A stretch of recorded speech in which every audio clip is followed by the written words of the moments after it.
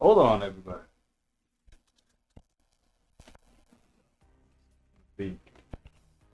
I don't break everything doing this.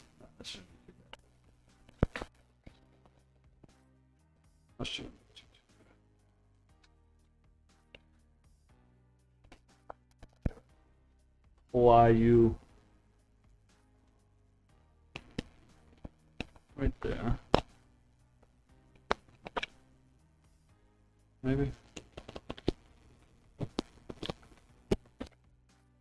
Yes, no, maybe so. There we go. All right. How we doing, everybody? How we doing out there? Let me just make sure this sounds pretty good, huh?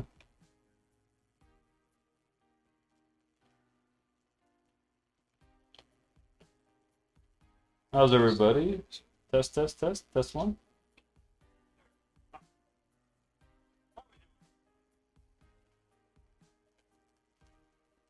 All right. That sounds pretty good. Can't hear that music, though.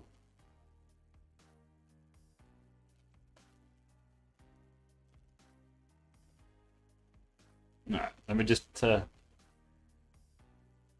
That's good. Hold on one second, everybody. Hold on one second. This is a special day today.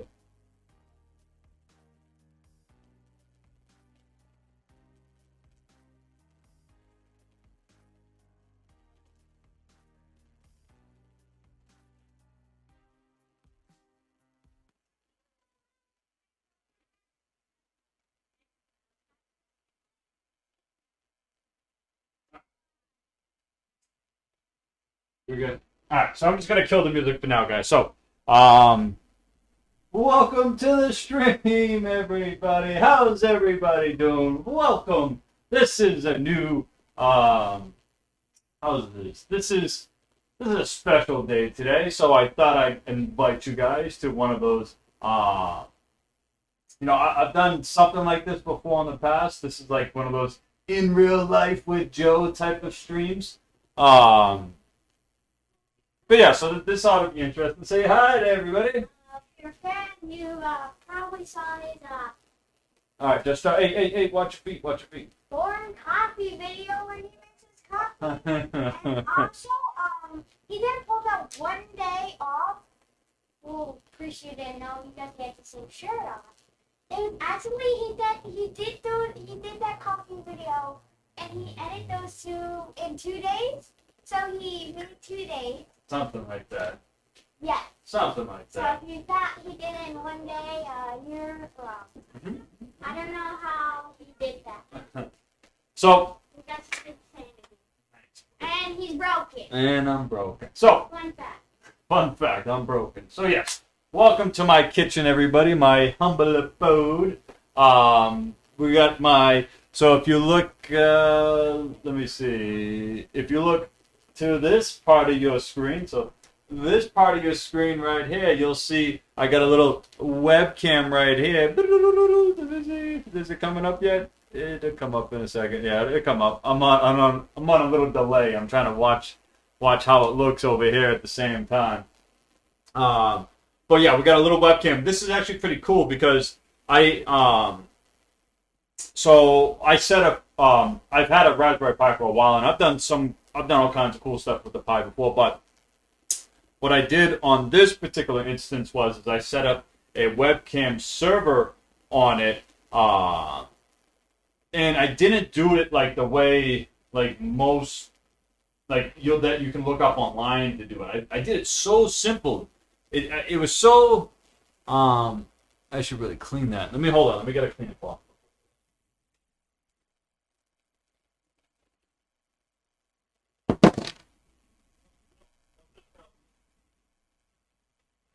What was that? Oh, not that there.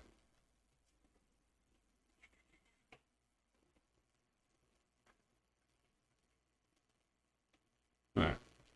That cleans that up. But yeah, I did it so all I pretty much did was I downloaded or I installed and downloaded Motion to the Pi. All right, and that's as easy as going into it and ABT get install motion, then it just went through the config. And what I'll probably do is I'll probably copy the config and I'll probably put it up on Git so you guys can take a look at it yourselves and see just the simple configuration that I did to the motion config file. And then all I did, because from there I was able to pick it up. Obviously, I was able to just go right into the Pi to the port number, and I was able to actually pick up the webcam. But I wasn't able to pick it up as a webcam. I wasn't able to pick it up as a server. So again, all I simply did, instead of getting all crazy with it and everything else, I mean, I can go back and do it later. But all I simply did was I downloaded Apache to the Pi afterwards. Apache 2, just a simple web server. And then, yeah, so then wham, bam, thank you, ma'am. I just went back into it again, right to the port, and picked it up as a webcam server now, quote unquote. And yeah, so what we're doing so I'm streaming all of this from my PC, which is in my other room right here. So this is where you see the green cloth and everything that obviously you guys have seen me there plenty of times. That's where I do all of my streaming pretty much in there. But I'm streaming everything we're going to be doing out here today, including what you're seeing. Actually, I got a laptop over here, including what you're going to be seeing me do on the laptop. And if you look on the very top corner, let me just make sure it doesn't log out. If you look on the very top corner, you can see it's probably very small, but I got a packet tracer up on my server that is on that PC, but I'm using, instead of doing things crazy, like having a VNC to that laptop that's right over here, or mirroring the screen to my other PC, all I am doing is I got ESXi, and I got that Windows VM up. I have it up on this PC in here, but I also have it up on this on this laptop that you're going to see me working on today. I have it right there as well. And what's cool is it's mirroring itself because it's the same VM. And again, I'm just picking it up as a web browser on both of them. So it's picking it up in there. So that's how you see it in a little thing. And what I'm going to do is when we get down to working on Packet Tracer and going over some stuff, because I got the book right here. We're going to be talking about chapter 1 today in the app of book 2, chapter 1 of book 2, which gets into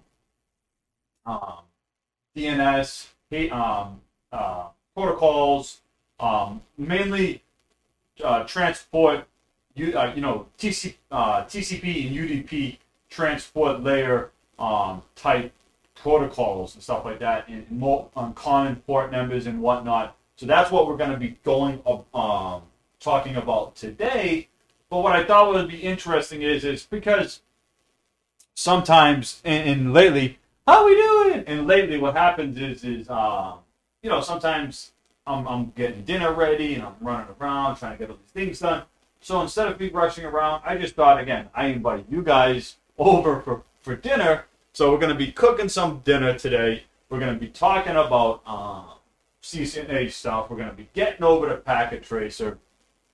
And we're going to be having some fun, guys. Again, this is me trying to keep things fresh and keep this stream neat. Oh, I didn't talk about how I'm pretty much talking on this camera right here. So this is my iPhone that I got going on right here, and I'm using, it's called IV Cam, and what it's doing is it's taking my camera from, it's all software. So this is all software based because I haven't figured out how to manipulate Apple too much. What up, Gamer Golf? Quiz.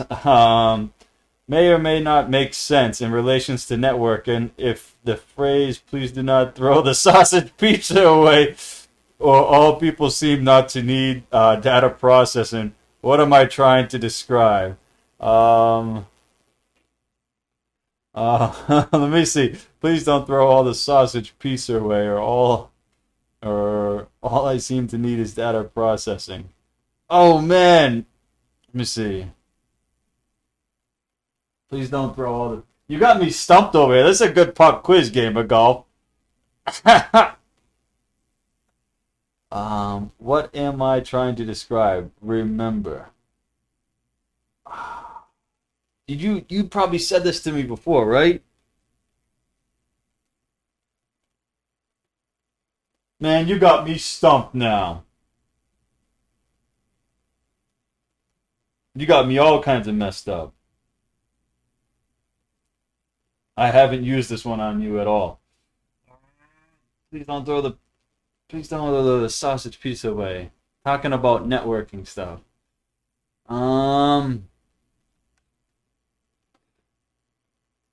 man. Now I'm trying to rack my brain. How would that make? Man, you got me all kinds of messed up. What does it mean?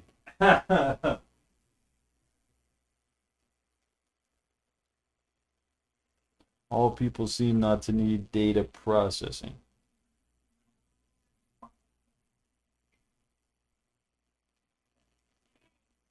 Are you talking about TCP or UDP? Is that what you're talking about? Oh! Those are the 7 OSI network layers in order. Oh, no shit! Physical, data, network, transport, oh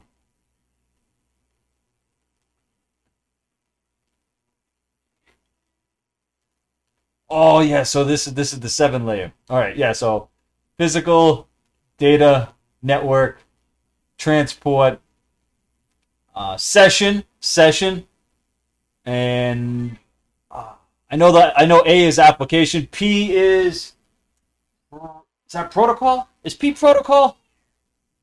Man, why can't I remember the 7-layer OSI model? I know the 5-layer TCP/IP model. What's the P? It's not protocol. Oh, it's not protocol. Oh, what is it? What would it be?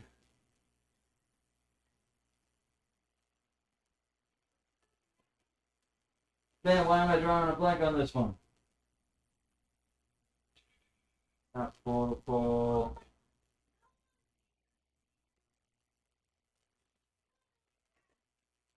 Oh, presentation. Yes, presentation.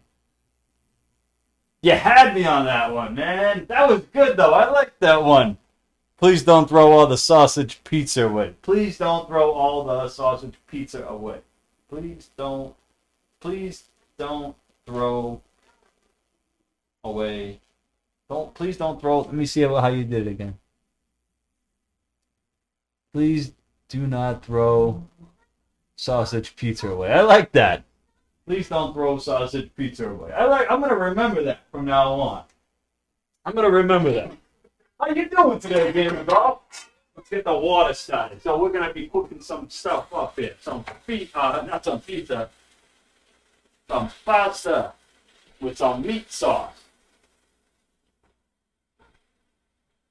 Might as well make the coffee.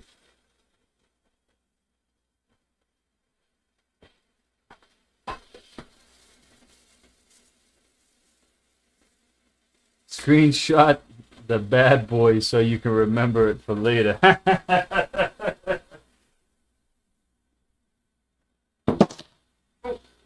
crazy phone keeps falling.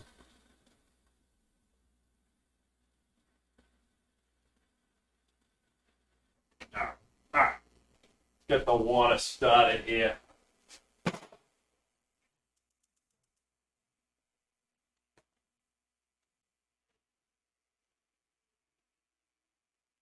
Yeah, so how's your week been, game of golf? What you been up to, man?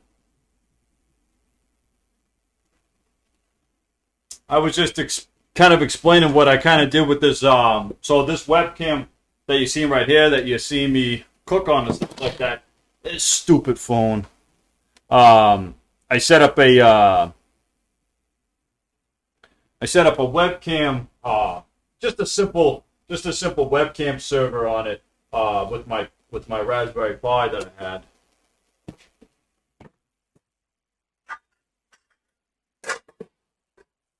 Guys want me to make brownies?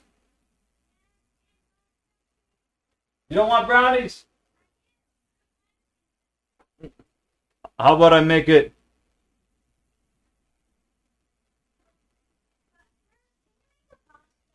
Yeah, make pasta right now. Yeah, it's been a crazy week, huh? Huh? It's been a crazy week for you too, huh? Crazy guy. You want to have me everybody crazy. My week's been pretty good. I quit my job. Also, you get some in a store. Yeah, so. Who does that? But I got hired at another place though. Yeah. So it's not like I quit the job just to say screw work. Oh yeah, and also my mom. I salted the water. You must have missed it. And my mom. Good catch though. My mom told us something up for culinary Cold War ducks edition. They're only $90. You want meat sauce or you want sausages? Maxwell, you want? Huh? Spicy? No, that'll probably. And meat. You want I meat? want spicy. Alright, I'm gonna make meat sauce. All right. Spicy. We have no. I don't have any spicy sausages.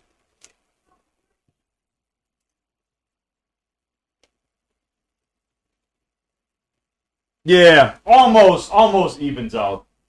You know, but given my situation right now, I'm honestly, if I can make just a couple hundred a week, with my wife working full time right now, well, we should actually be pretty solid. You know what I'm saying? And this gives me more time to focus on school, and then continue focusing on studying for the CCNA exam and everything else and stuff like that too at the same time. So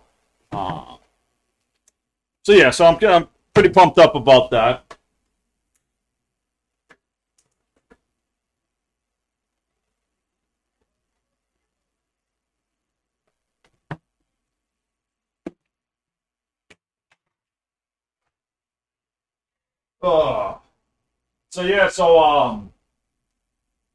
So I kind of wanted to go over what chapter 1 was kind of about too at the same time as we're doing this. So we'll see how this goes, and give me your feedback too, Gamer, on kind of how this stream might go and stuff like that. But I'm just trying to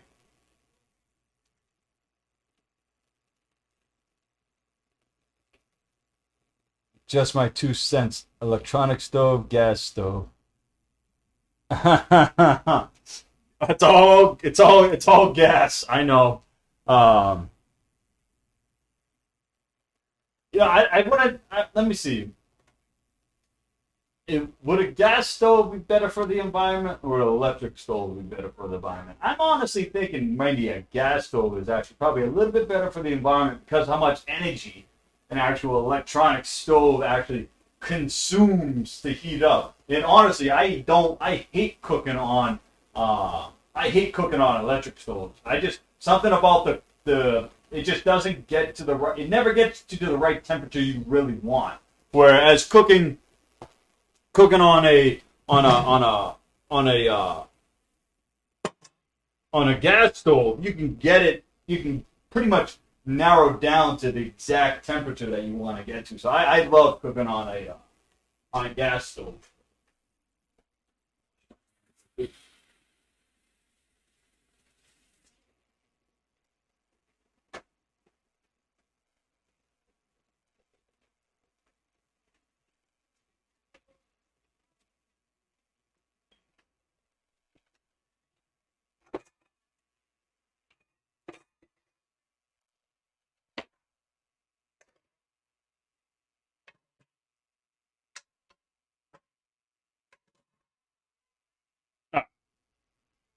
Get the meaty meat out.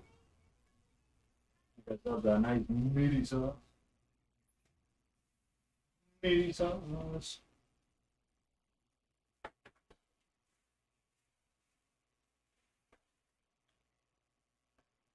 You guys want spaghetti tonight?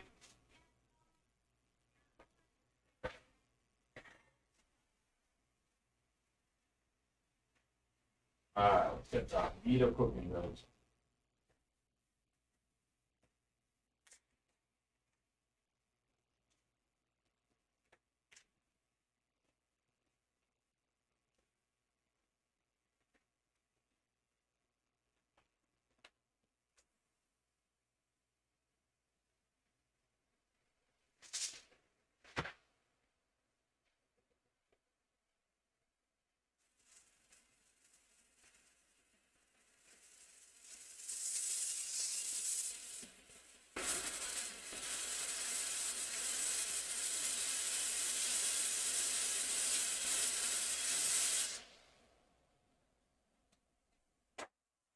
Alright.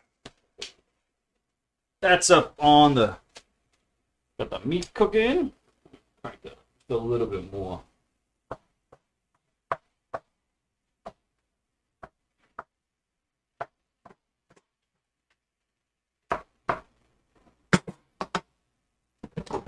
Season it real quick.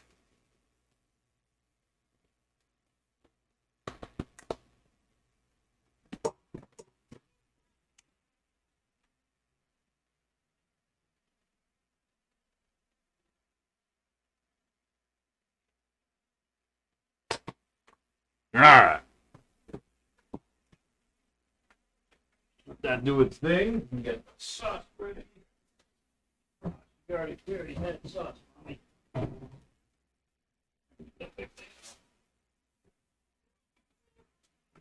I'm being a fake Italian. I'm using pre-made sauce, but I prefer Prego though.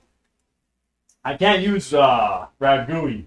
Ragu. I grew up on ragu, and I hate ragu for some reason. So I use Prego pretty much for all my stuff now. Wow. I can make my own sauce. I don't have the ingredients right now to do it. I don't have any fresh tomatoes or anything like that. So I'm being a fake Italian right now.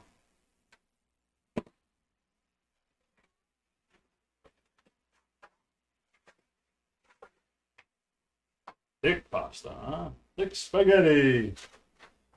Having some spaghetti.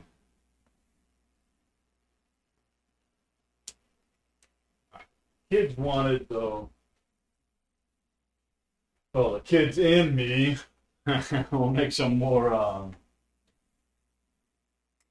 Make the last batch of brownies.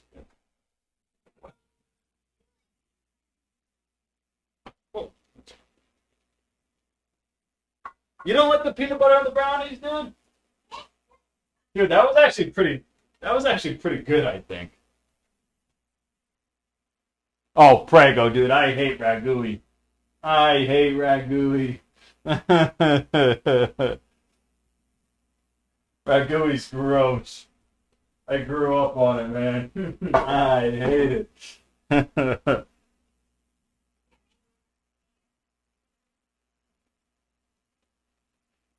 Like I said, I can make my own. I have made my own, and it comes out pretty decent.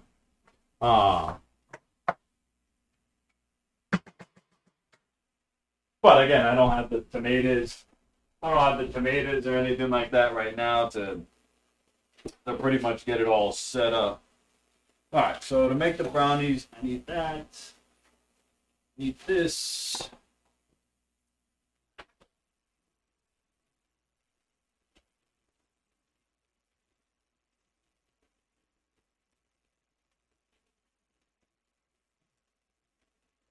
As her pasta sauce base. It's not bad, but I prefer Prego.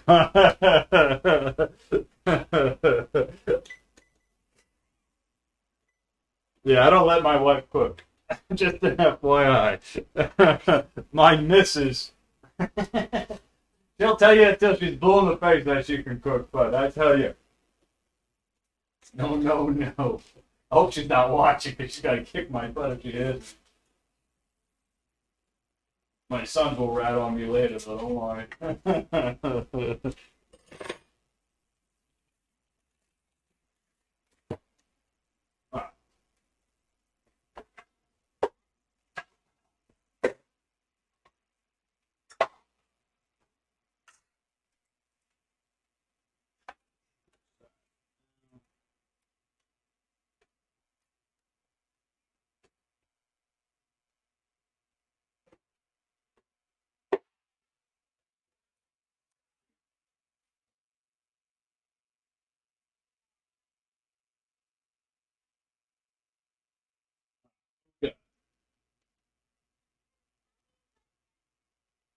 Twigs. Twigs.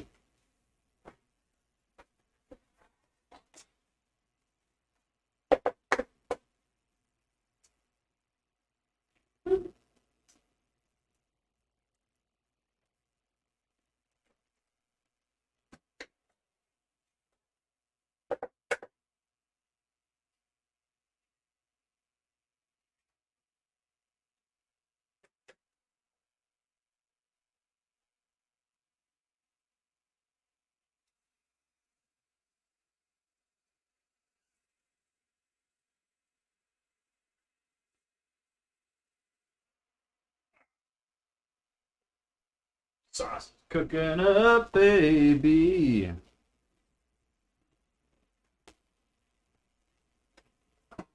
Come on.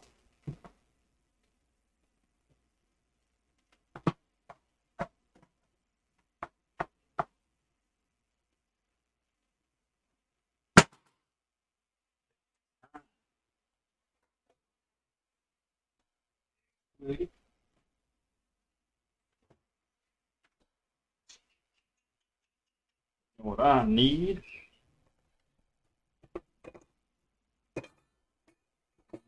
Mm.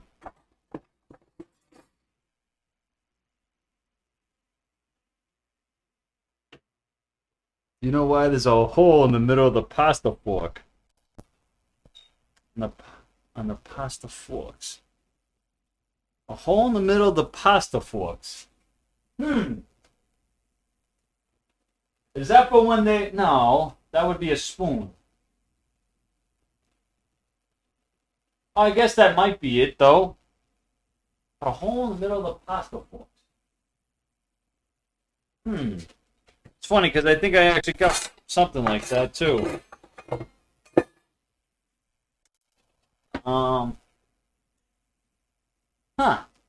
Let's see if I got... I think I got one of those.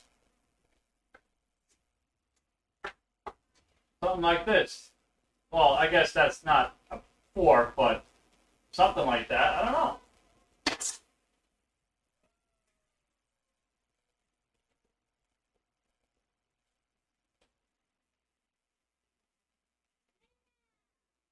Ah, okay. So is that for when they're stirring it or something like that?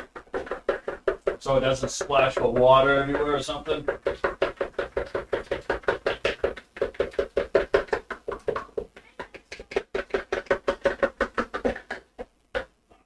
And then, yes. Oil.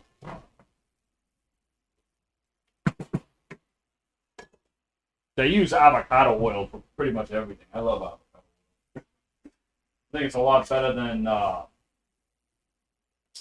than using like vegetable oil and stuff like that for a lot of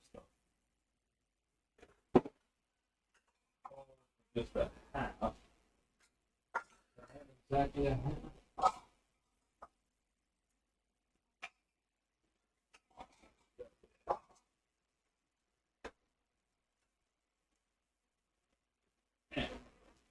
All right.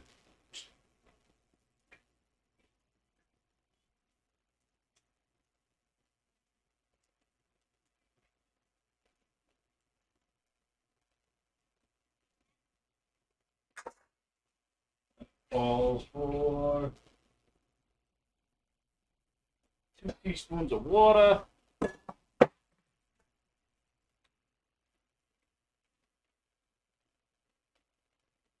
Ah, I get you. So they put the. I see.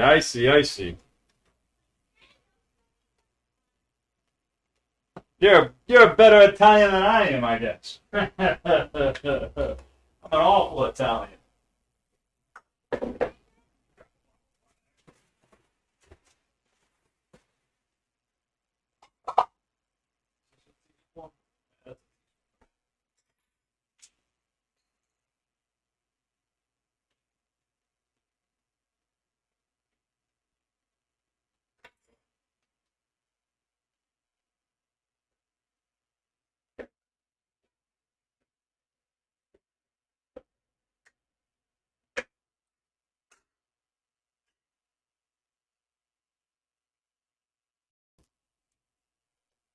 La-da-dee, la-da-da-da.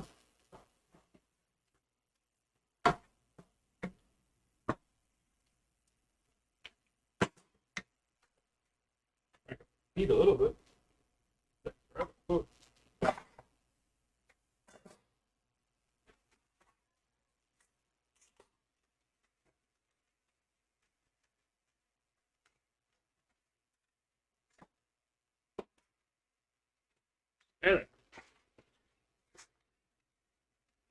Ah,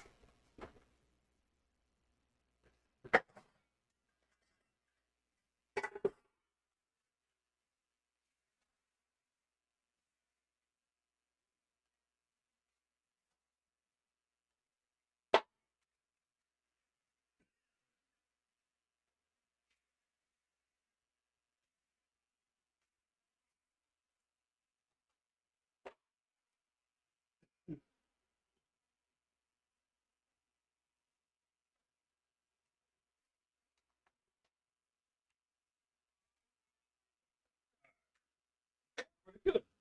You're doing pretty good over here.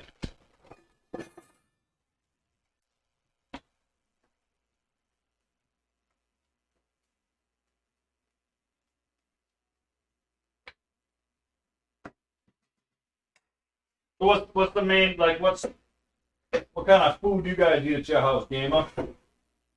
This is pretty much all we pretty much eat here is pasta, pasta, pasta, pasta, everything.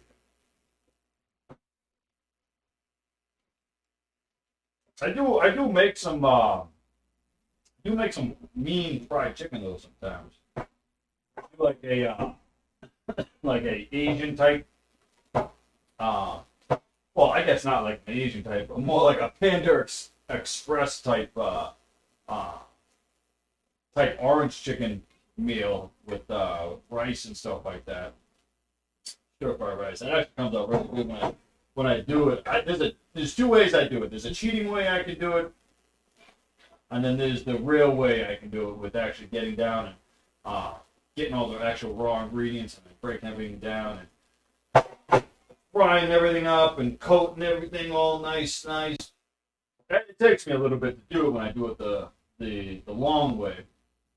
Sometimes though I like doing the cheating way. It doesn't taste the best. Well, it doesn't taste exactly like it should when I do it the cheating way, but still comes out.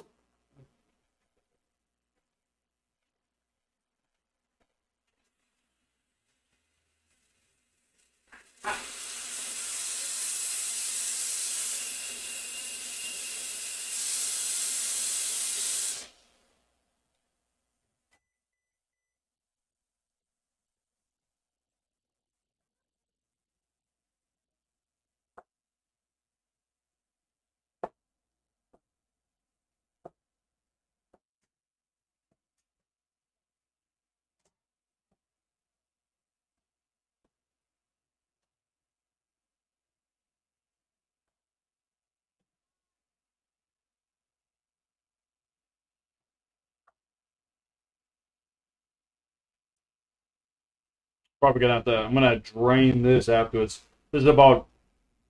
We're using I think the wife grabbed like 85% lean. So it gets pretty fatty. Once I cook it down a little bit, I'll drain it out afterwards. I won't drain. Yeah. It'll maintain its flavor, but it won't be so oily. The sauce won't be so oily because if I keep all this in there, the sauce will be wicked oily. not always a bad thing, but I mean, you could just see all that oil right there coming off that beef. That beef.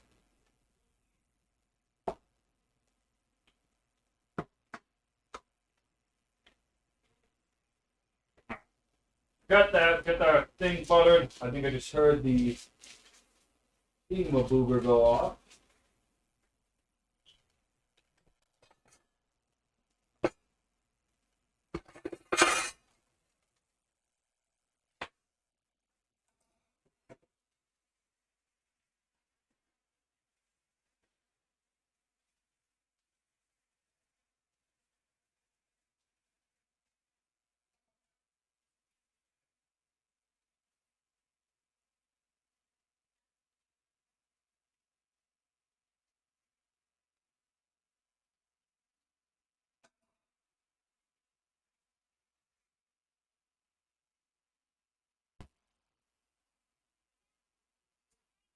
One nails are stuck on that shit forever.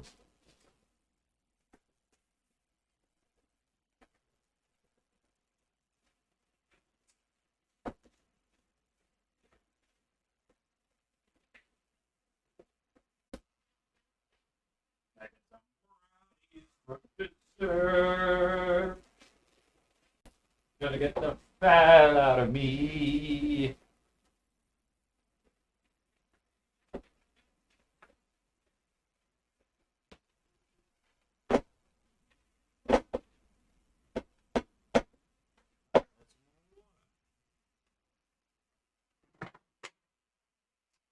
Woo!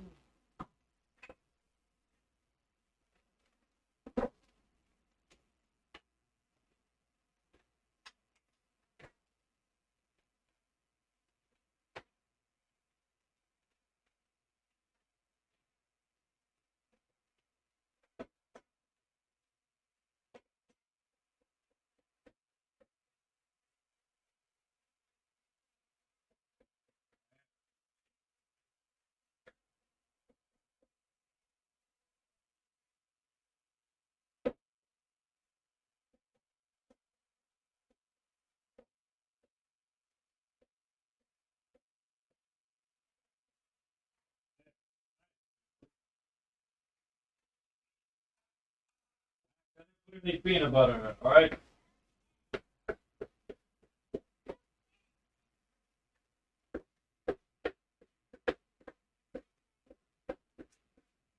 Made these the other day with peanut butter. They came out great.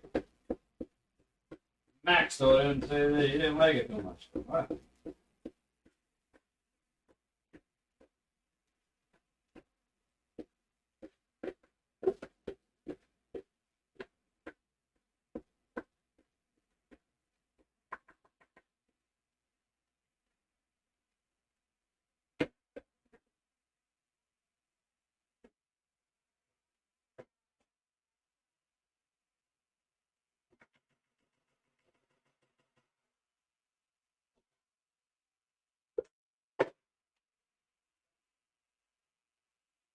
Make sure we don't overcook this pasta over here. It's sin all on its own.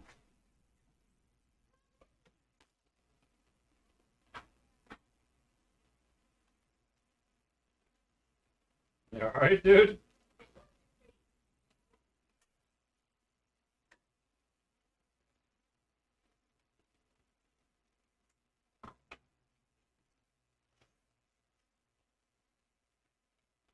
Not yet.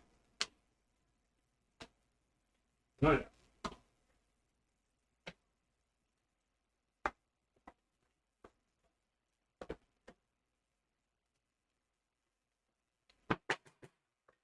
This dough is about to be ready up.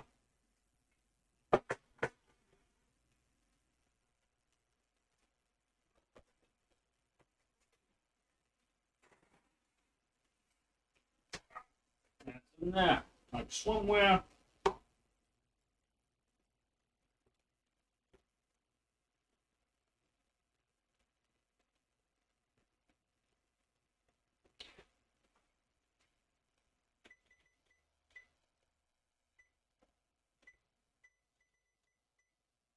It's gonna take a little bit. Well, not that.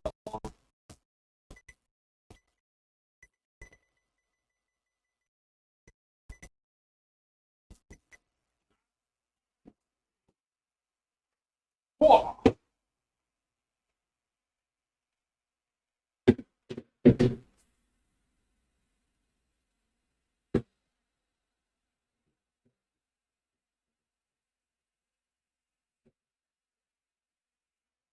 So this is ready to be drained. Oh, that's ready.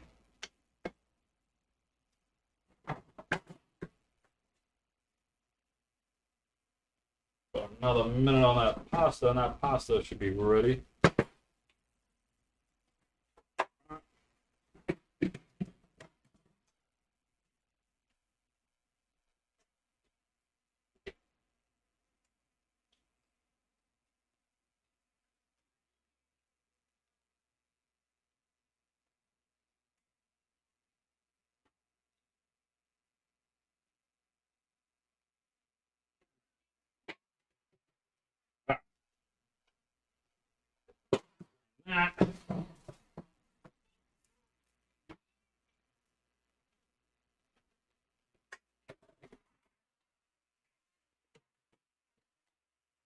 Season that again.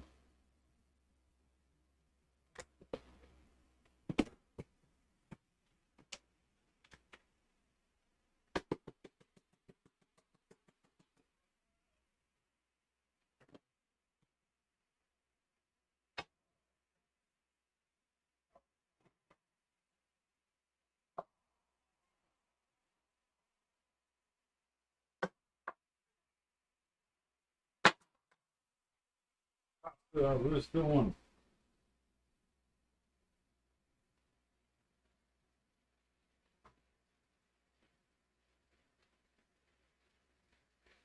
Almost, almost there. Probably like seconds away. I don't want to not pay attention to that. All right. Groovy thing. Blow the heat on that one.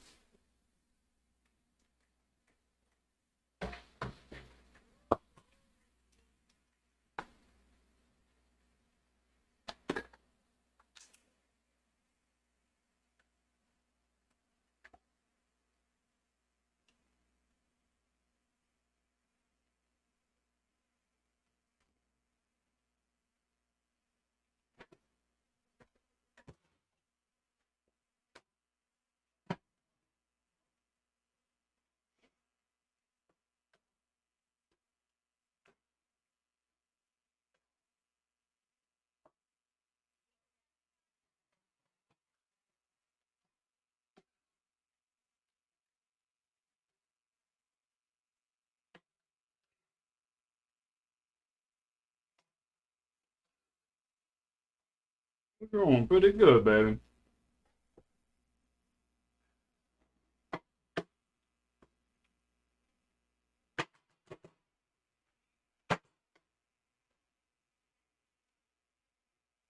Pasta again. So that's doing.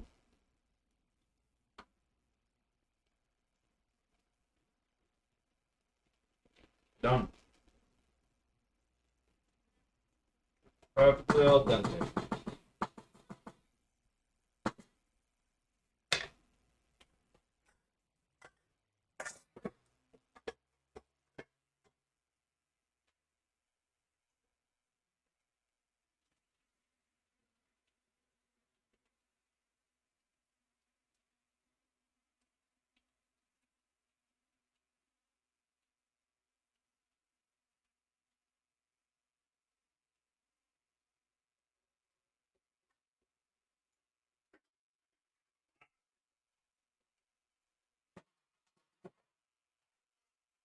That's seasoned up now.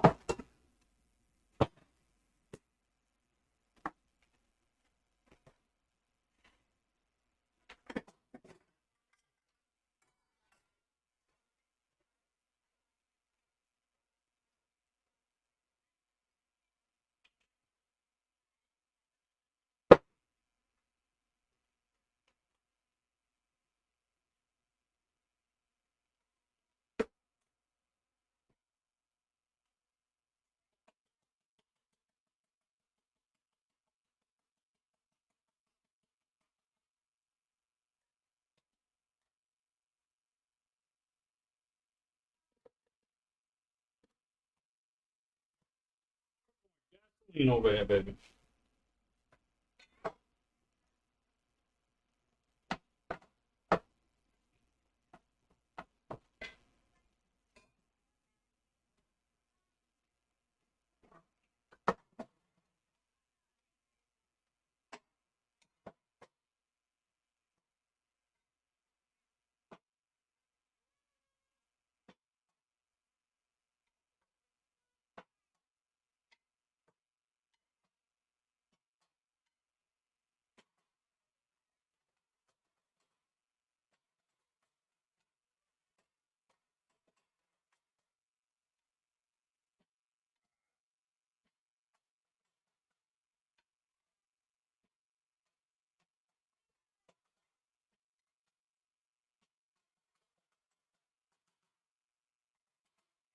That's looking good.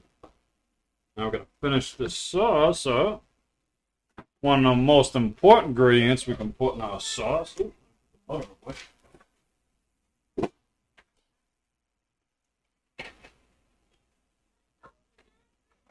special ingredient.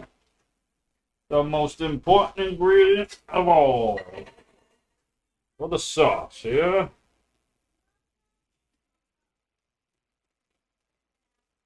A little bit of sugar.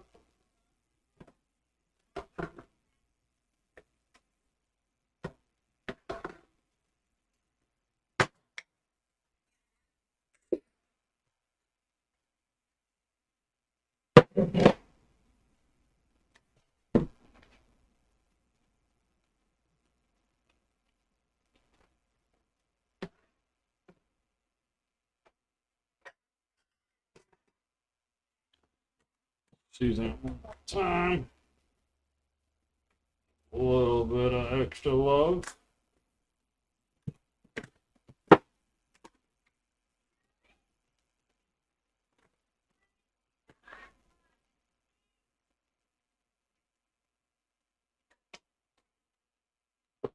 That'll be it for the sauce. Let it sit for a couple minutes.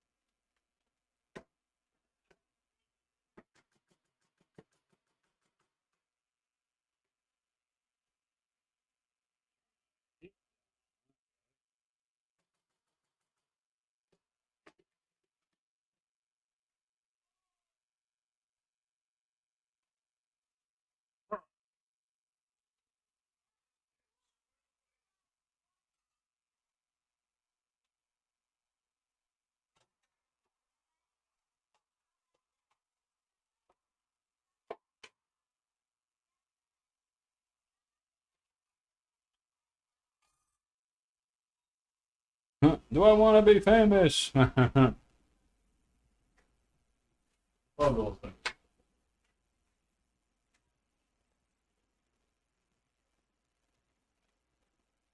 All right, let me make the table real quick.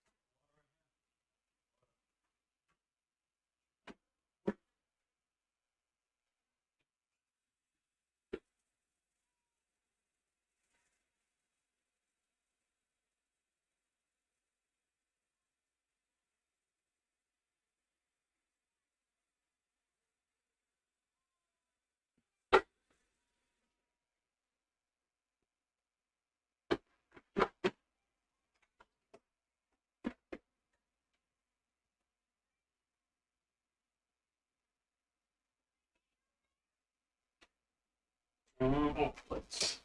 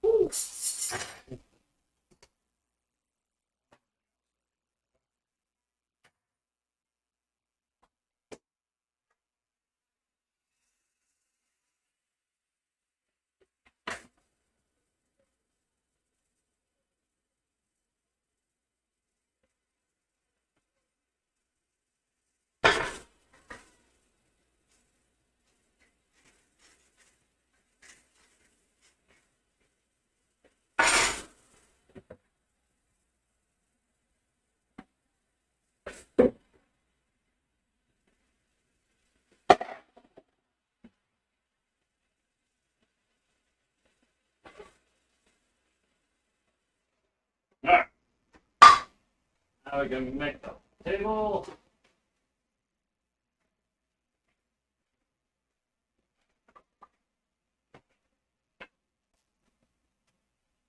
It's doing pretty good now. How's the sauce looking? Pretty good. Keep it on low. You're ready to eat in no time, guys.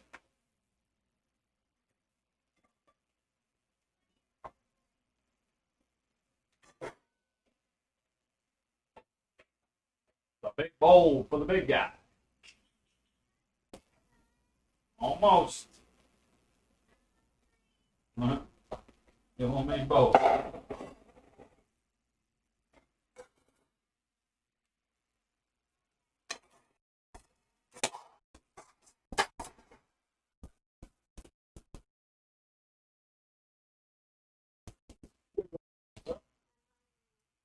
Fun.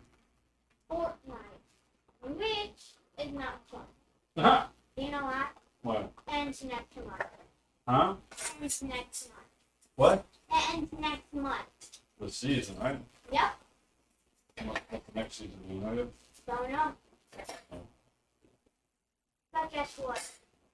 So actually plays sometimes on China servers, and guess what? They use a drift only skin. What? A drift skin. A drift skin? Yeah. What's that skin? It's a mask kind of dude. Mm-hmm. So That's kind of messed up. He says they all play with that skin? yeah. Is that what he says? If you want to play in a China server, the 11 games, they only use drift. Yeah. Only. That's the only skin I That's the only skin I guess they use in China when they play Fortnite is the drift skin. I have no idea. Drift is sweaty. That's another word I have no idea what it means. Is sweaty. Now I know when I was young, we made up words and we confused our parents with words, but these words make absolutely no sense now. Sweaty. Sweaty. No idea what sweaty means. I feel like my parents now.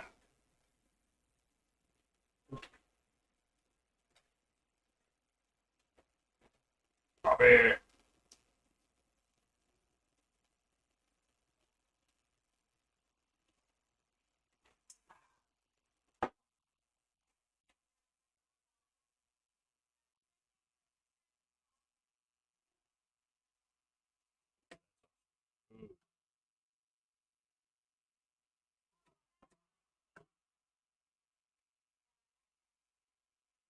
That. Now that is a meat sauce right there, guys.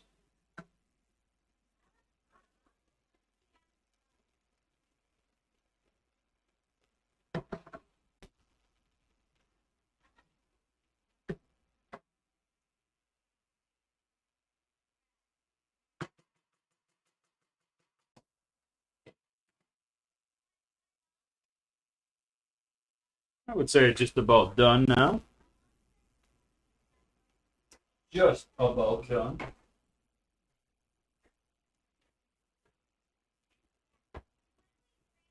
You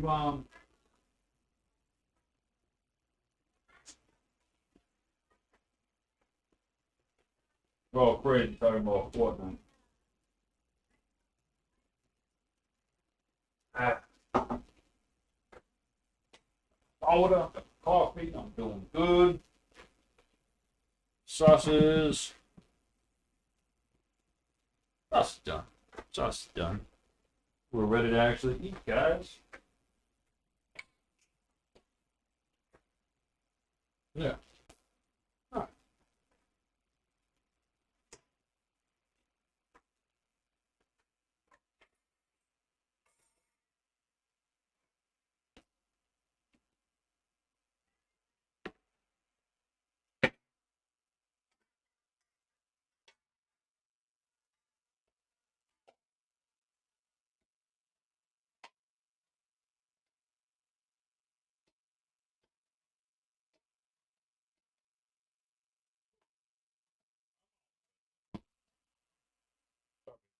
Better with a fork than this.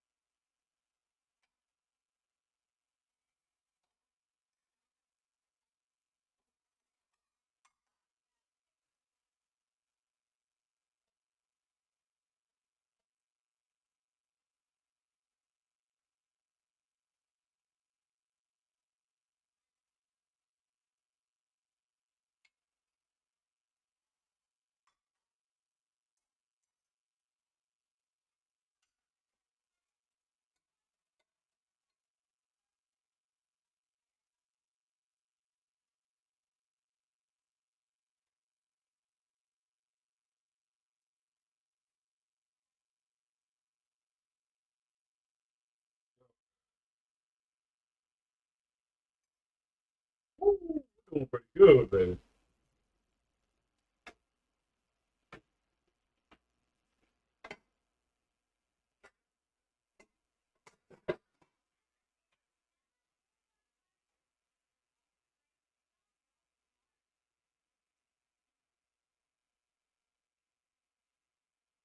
Sauce on that.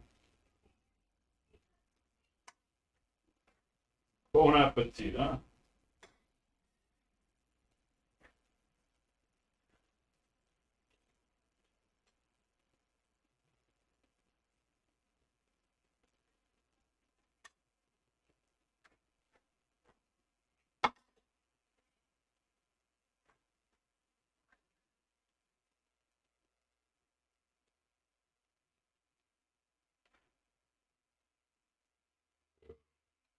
Beautiful, beautiful, beautiful, beautiful.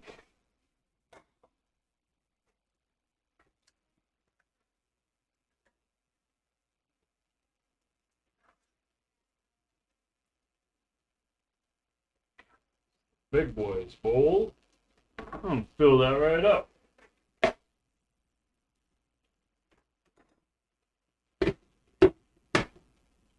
All right.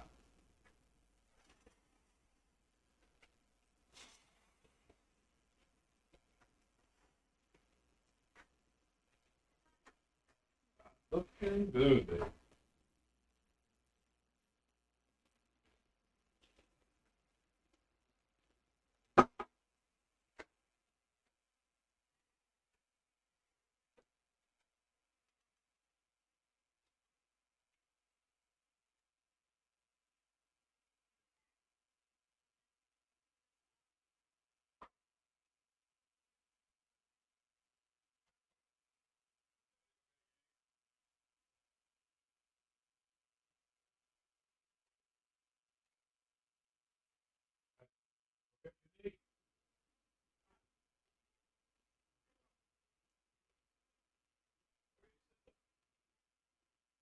Go get your sister.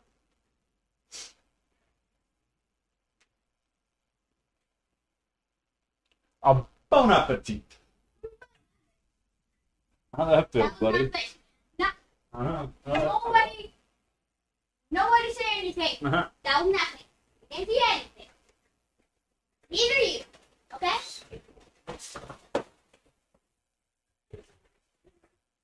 Crazy kids. Crazy kids, I tell you. They all got broken brains. I know you. Hey, watch me walk, okay?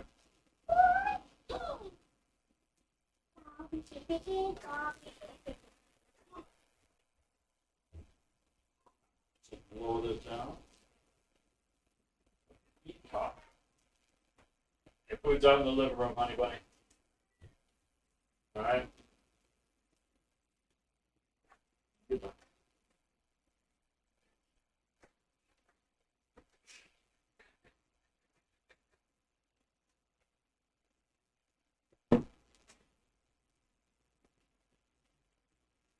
There. Alright. Then we can move this.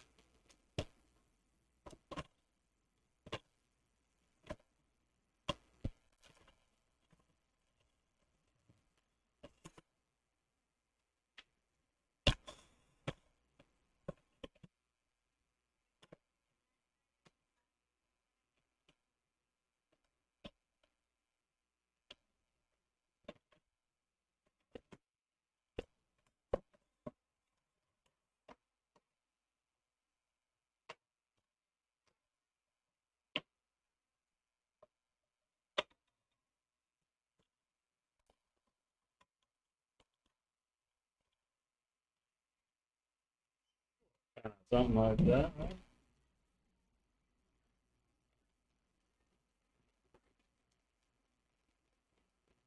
Have a good night, Gamer Golf. Thank you for joining me tonight, my friend. I always appreciate you coming by.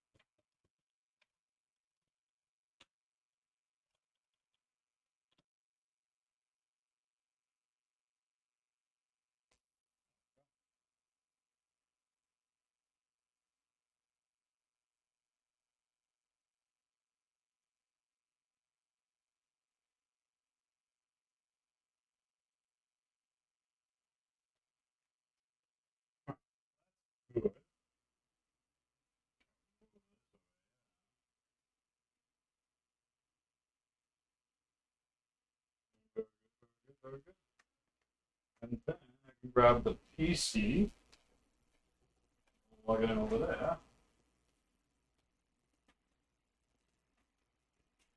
Then we can do some Aladdin while we're eating dinner.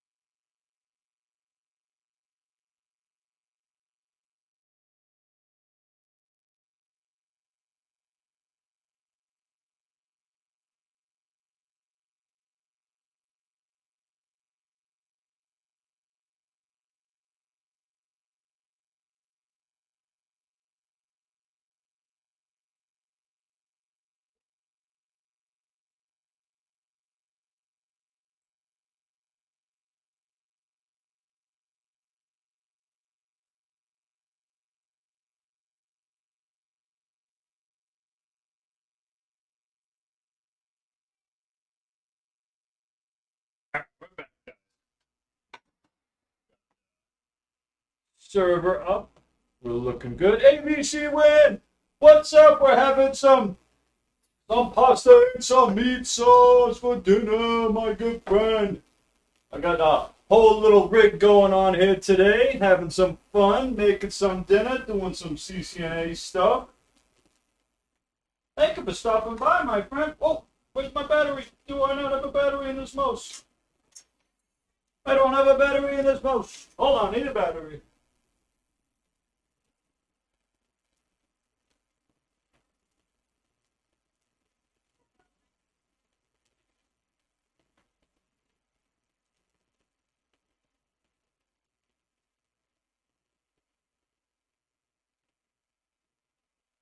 I always seem to be cooking dinner, ABC win, every time.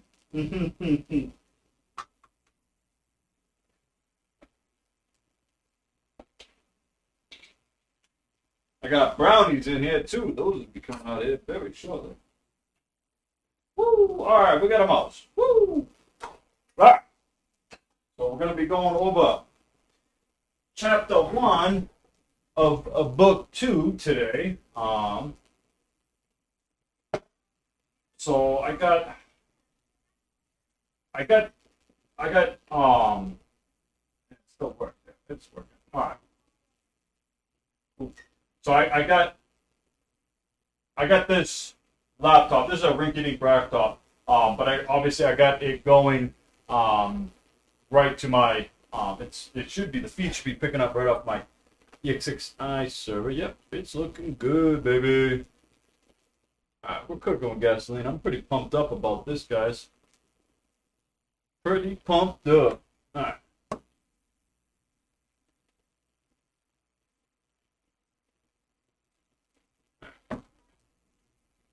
Just like this, huh? There. Balance you right here. There. Phone. Goofy phone. Don't fall. Alright. So, let's get situated. Let's drink some coffee. Eat some dinner. Let's read. Let's do some studying.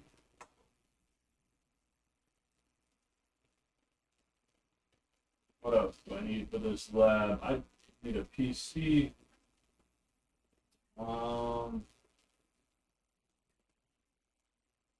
Guess I can grab just a switch to. Do I really need a switch? I don't really need a switch.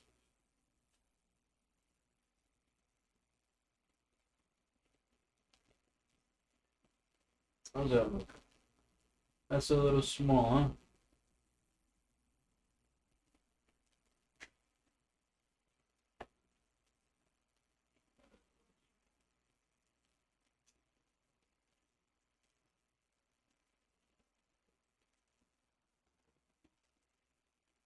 How was it, baby? Good. Was it good? Yeah.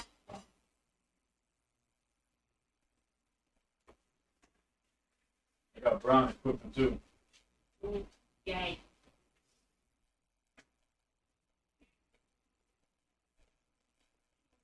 Water in the fridge.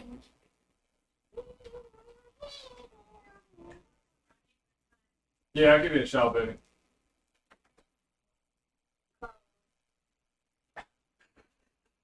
You know I like cold water.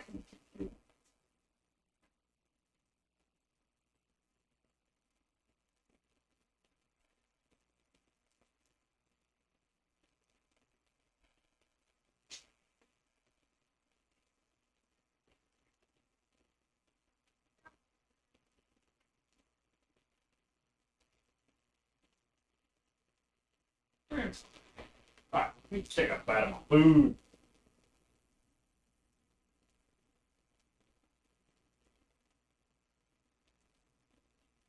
Yep, yep. How's the pasta, guys?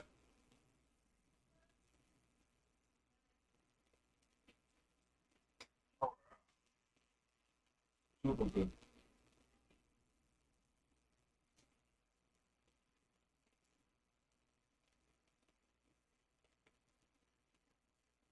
Yeah, napkin. I make a mess out of myself.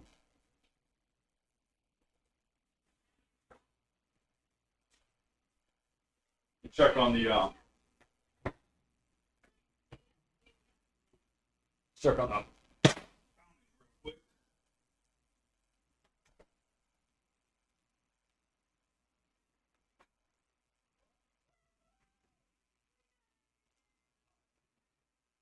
Those ain't done yet. A little bit more. A little bit more time on those brownies. You know what? Let me zoom in. I can't even see.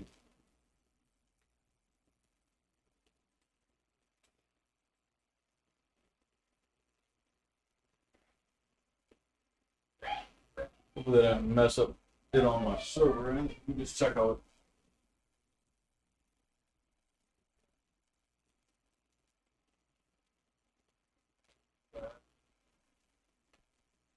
Not too bad. Ah, that's better though. So we're gonna be looking at the we're gonna be looking at all layer 4 today. So that's what the lab is about today. Well, that's what the discussion is. That's what the studying is gonna be about today. It's all not a beer, it's seltzer water.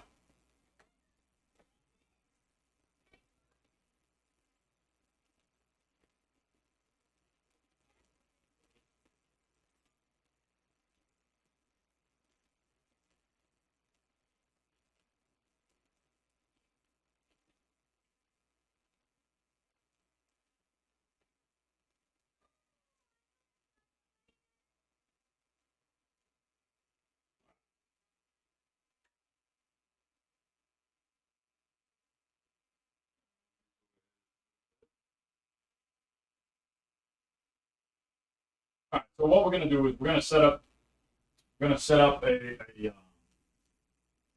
just simple I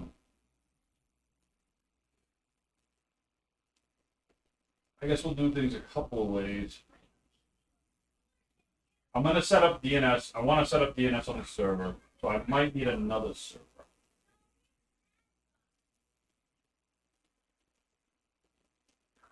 Yes, I am gonna need a switch. Okay.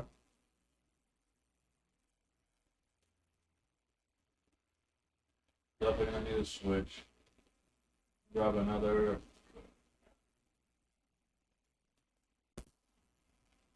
Now let's grab.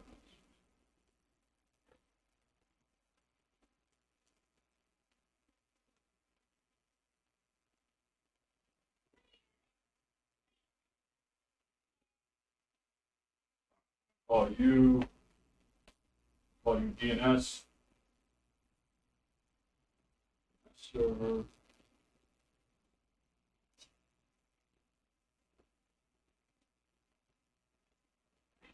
Call you.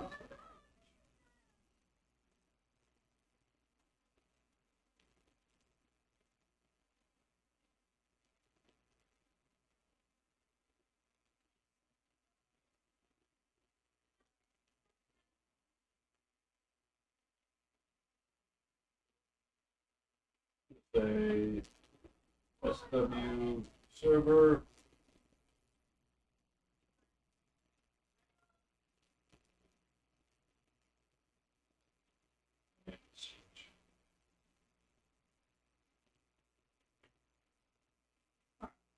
Easy peasy, right?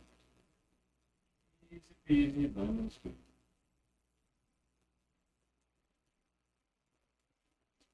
Connections real quick.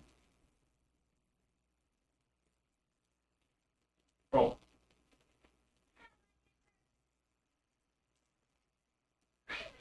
We don't add anything.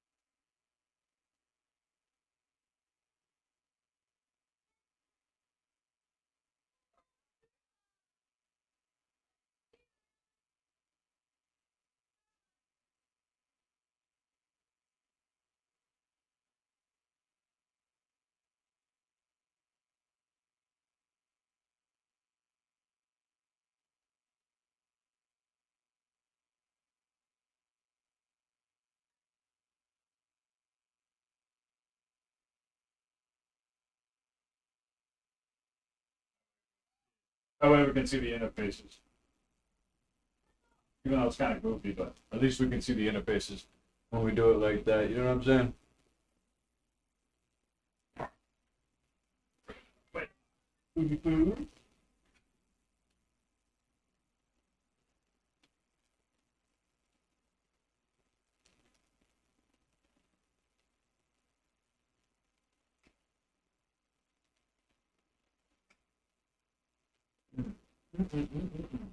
Or it came up with.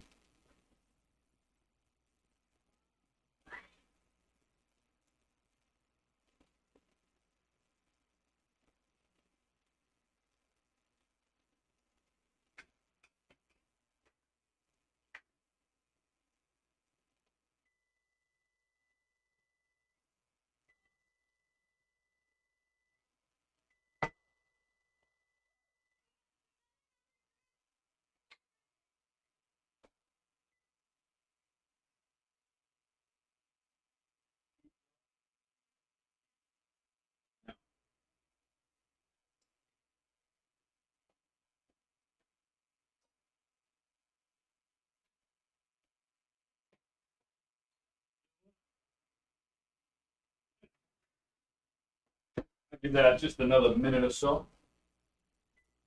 So 3 more minutes on the ground. then we're gonna be pretty good.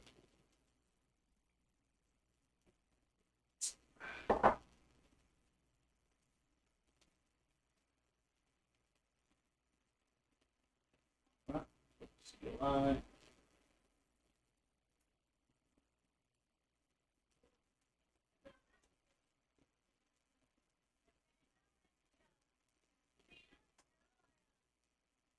That's our 2 minute bases. One. Right.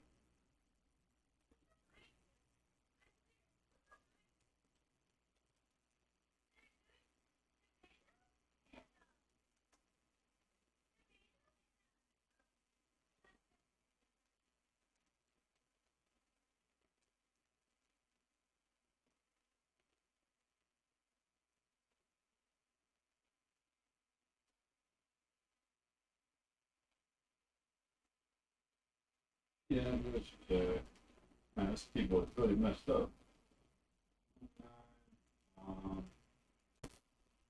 Or I want to do this. Or I want to do the address.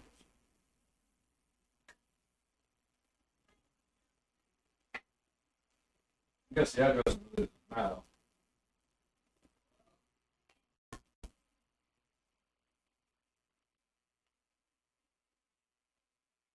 That's what not what the post said.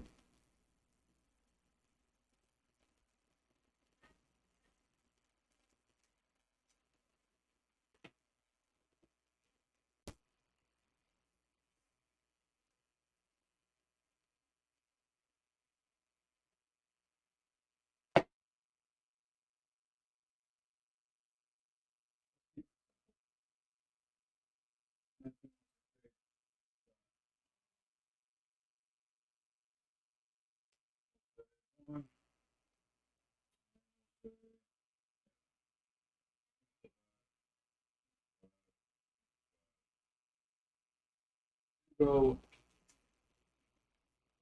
shut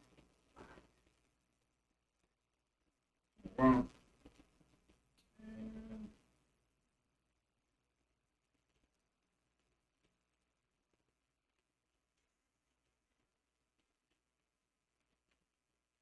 I'll just do always skip on then so let's go with interface big 0 dash 1 dash 0 address 192 8 dot 10 dot 1 0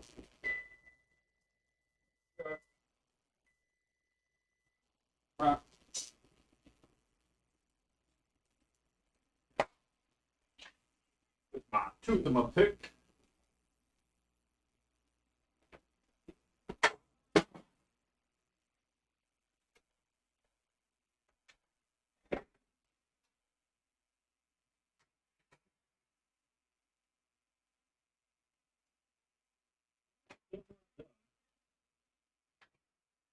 Give them another couple minutes. They're just about done. Not quite. They're just about done. So,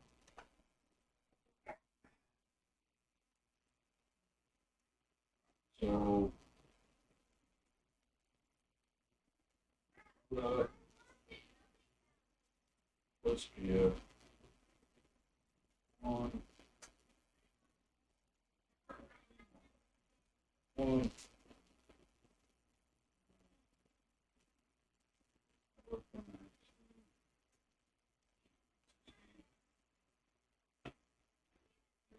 Zero.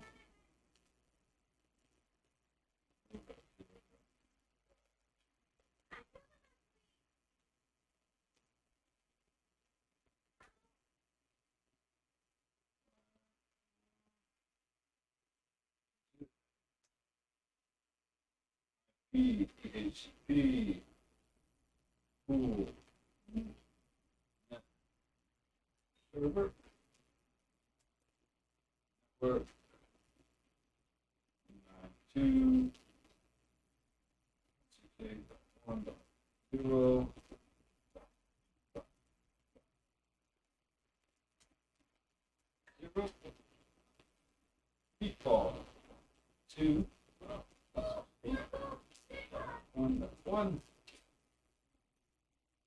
I'm going to point everything towards the DNS server when I get to the DNS server.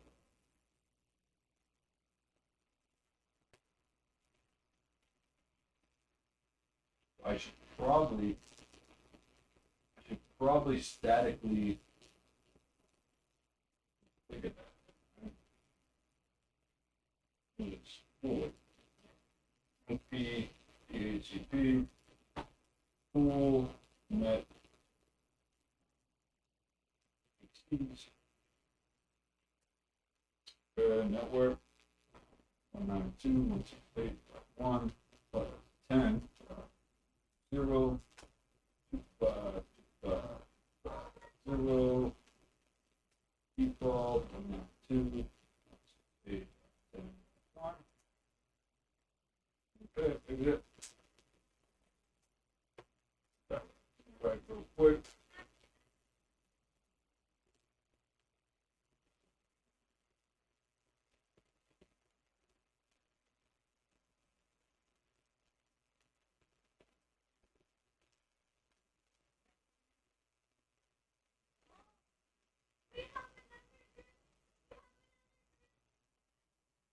Right, we'll get some allocated addresses.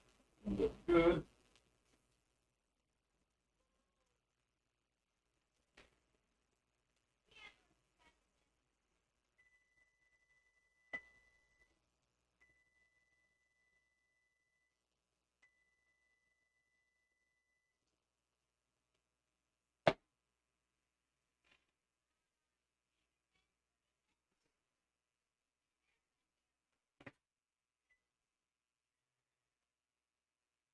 Check brownies again. Huh?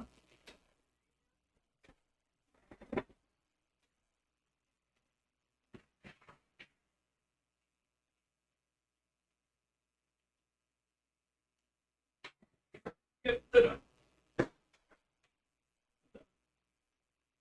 thing. I put them in for. Yeah, they're done. Cool for a little bit. Finish them off.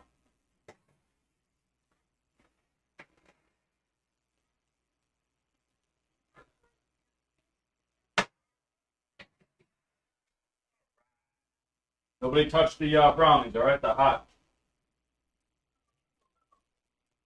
All right. The brownies are out of the oven. Doing good, babe. We're doing good.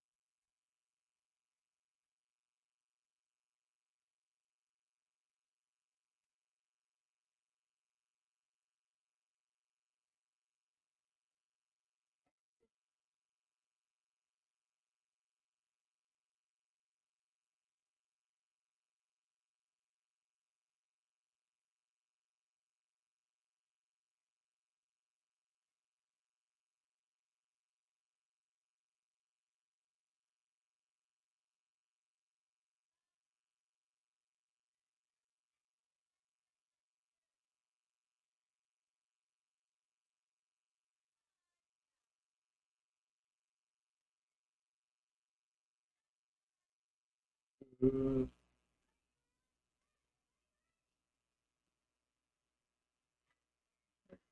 Ping the DNS server.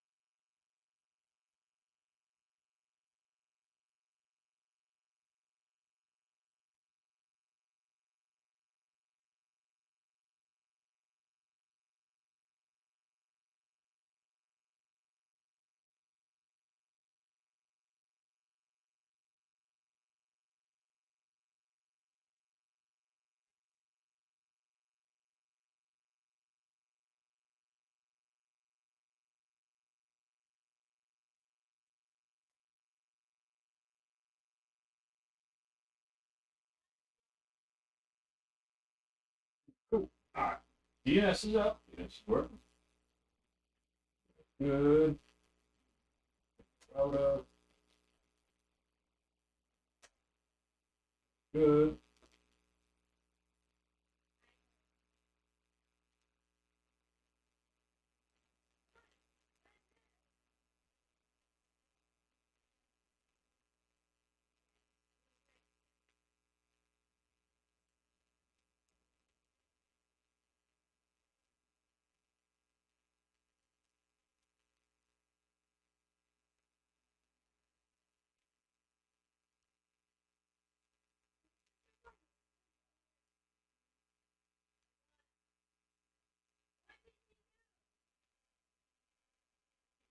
E. All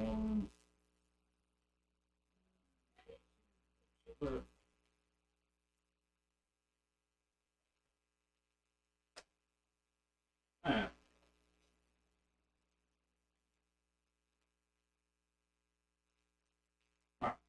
We got DNS up.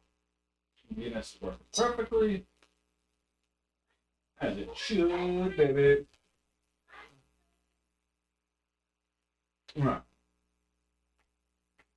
Quick. So we're going to take a look at the packets too and talk about what's actually going on. Like I said, I just did super simple to start.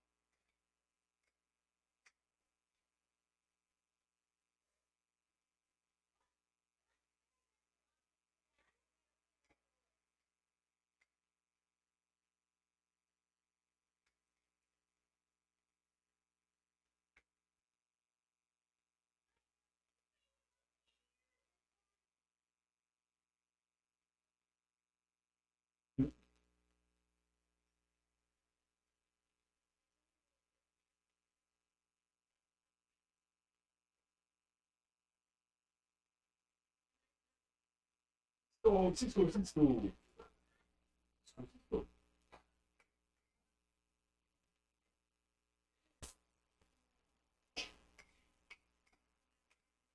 You guys gotta finish your pasta and not get any brownies.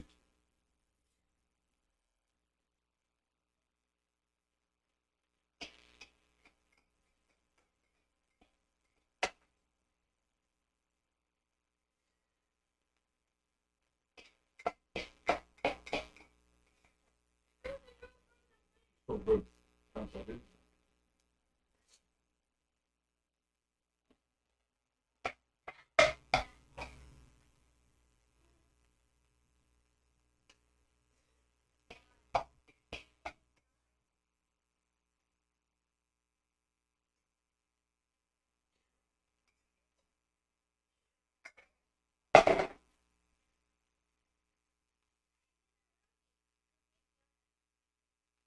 Okay.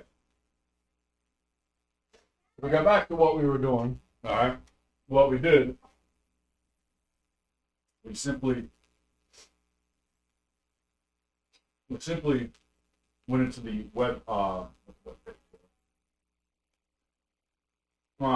the web page server has that's just allowing us to pick up this right here, DNS server. Well, we added a couple A records, and there's a couple different records you can pick and stuff like that. But we just went with a couple A records, and we assigned a name. Okay, DNS server, PC1, router, and web server.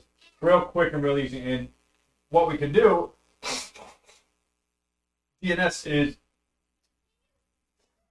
and we're going to take a look at the packets too, and that way we can see what messages are being sent back and forth to allow this to happen.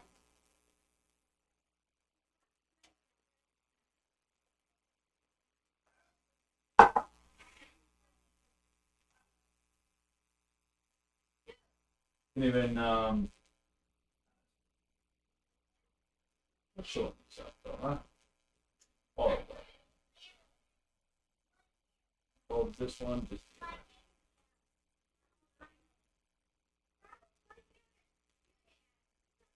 I'll just hold this.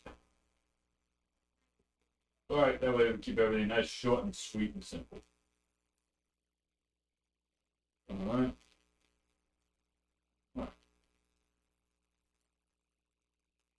There we go.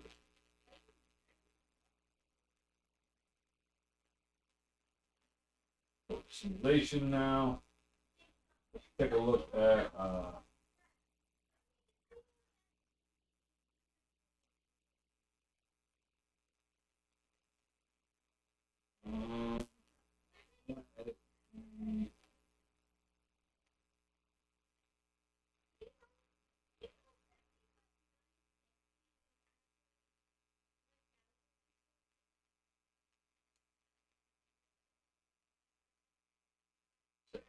yes, web. All right.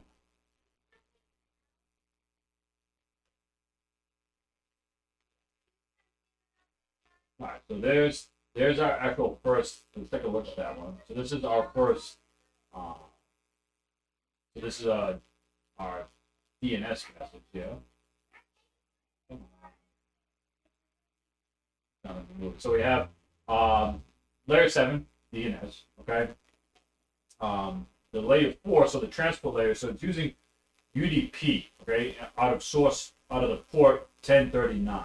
All right, destination port 53 though. So 53 is the commonly used port for DNS, I believe. Let me just make sure I'm right on that. Yeah. Sticking my foot in my mouth as usual. Believe them.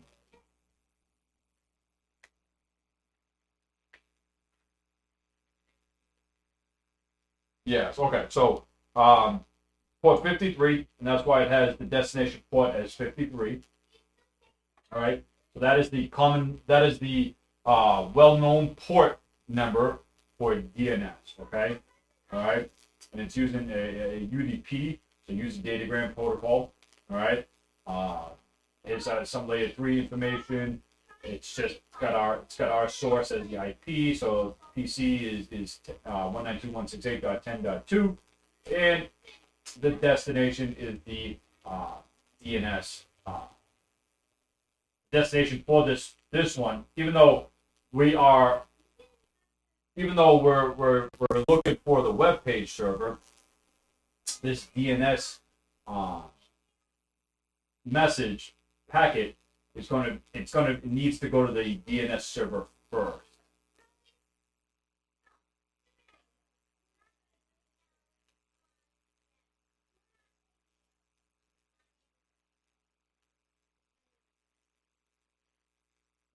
So the DNS client sends the DNS query to the DNS server. The device encapsulates the PDU in a UDP segment. All right, so transport layer. So we're talking about the transport layer, okay? All right, so segments, that's the transport layer, okay? So it's encapsulating, so the device is encapsulating that in the UDP, all right? PDU, layer 4 PDU, all right? All right, out of the source port, so off the PC source port 1039 to the DNS server's destination port of 53, okay? The source IP is not specific. The device sets it to the port IP address. The destination IP address is not the same subnet as the broadcast address. The default gateway is set. All right, and the device sends it to the next default address. Yep. The next hop IP address is unicast. The ARP process looks up in the ARP table. The next hop IP address is in the ARP table. The ARP process sends the frame destination back to yada. All right. Move on to the next thing. And it's not that grab it, is it?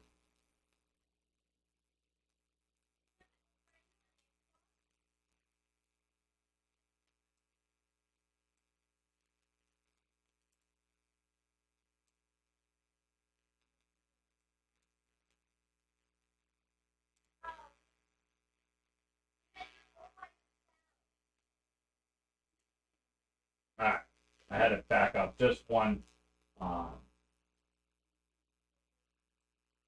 So yeah, that one really don't matter. Go to the next one.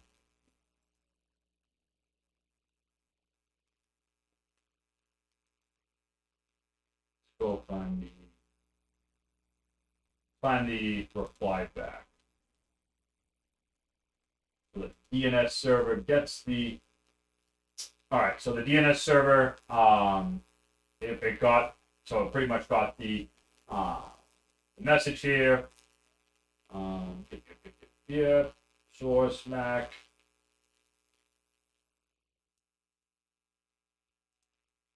All right, there we go. That was the one I was looking for right there.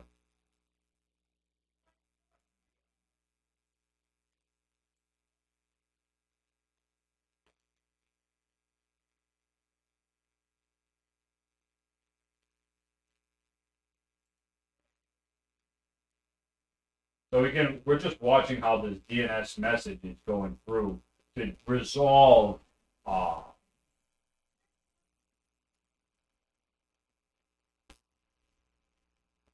there we go. So let's just look at this one first. So this was the DNS message that came back to the PC. All right.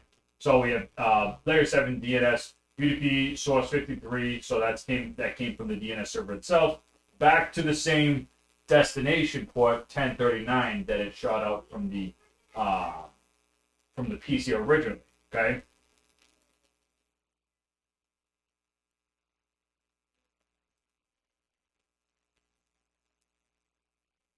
All right. Now look at here. We've got a TCP message now. Let's take a look at this TCP message. Okay. So we have a TCP message. It's leaving out of 1037. Destination port is 443. So 443 is SSL. Okay, that's because we use HTTP on this one, so it's looking for an SS. So it's going out for SSL. All right. So destination port 443. All right. And this is going to be going to the web page server itself. All right, so what do we have? The HTTP client makes a connection to the server. The device tries to make a TCP connection to 192.168.1.3 on port 443. The device sets the connection state to that. TCP accepts a window size of 65,535 bytes. TCP adds maximum segment option to the TCP sys header with the maximum segment size equal to 1,460 bytes.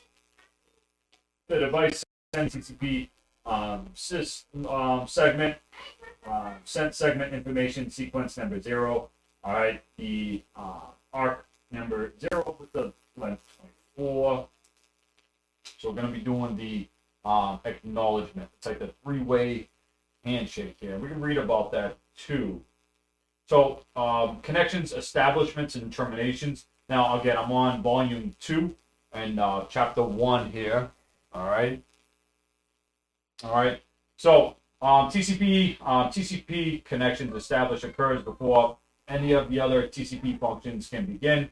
The word connections established refer to the process of initializing sequence and acknowledgement. All right, so acknowledgement fields and agreeing on port numbers used. The figure shows an example of the connection establishment flow. So we have the I want to know what the terminology.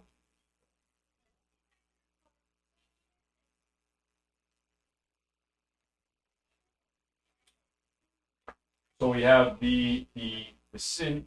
I really want to know what that is. That I want to know what that means. Hold on. Let me look this up.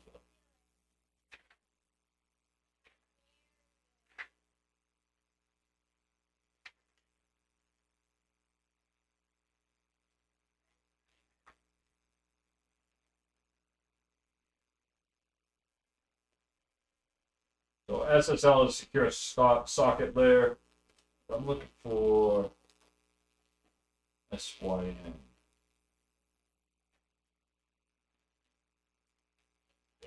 For the term, the full name for that abbreviated word SYN.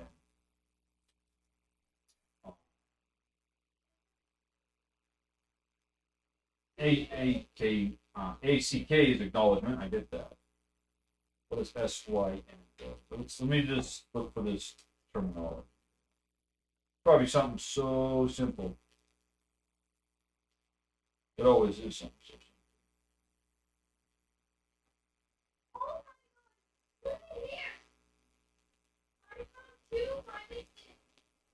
All right, so we'll keep going.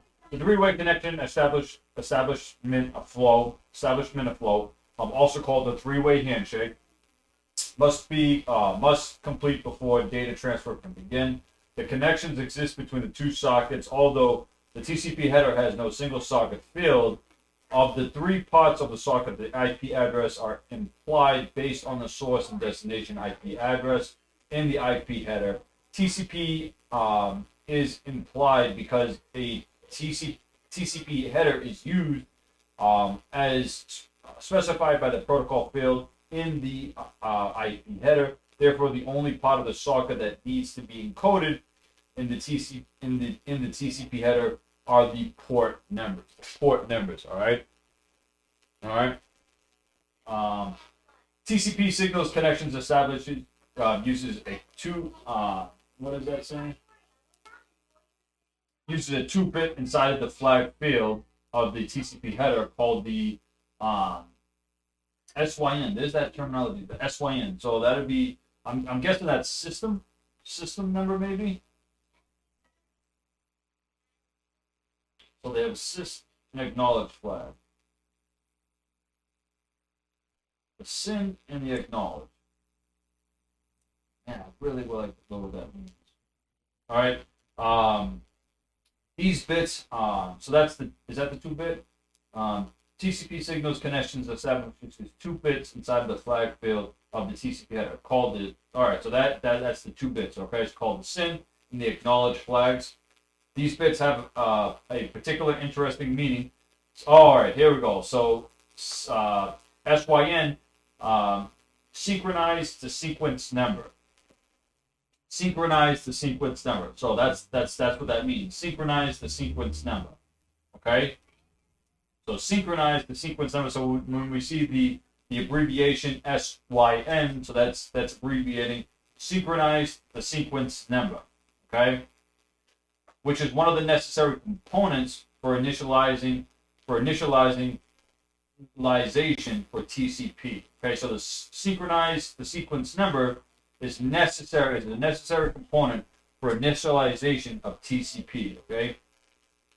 All right. TCP connection termination. Okay, the 4-way handshake sequence is straightforward. It uses an additional flag called the fin bit. Fin bit is for is short for finish, as you might guess. Finish. So the fin. So when we see the fin abbreviation, that's short for finish, as you might guess. Okay, and we haven't got that far yet, so let's continue on with what we got. How's everybody doing? Everybody doing good? Everybody's doing good.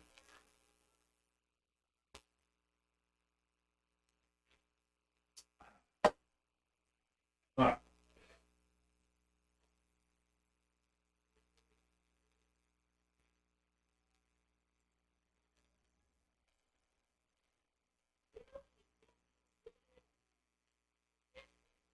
Let's follow this TCP message as it travels.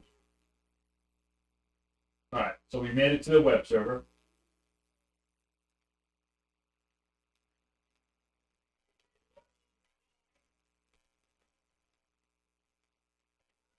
Hold on, guys.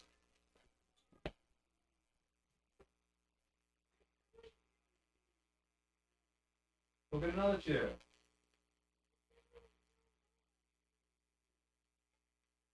He's using a Mac.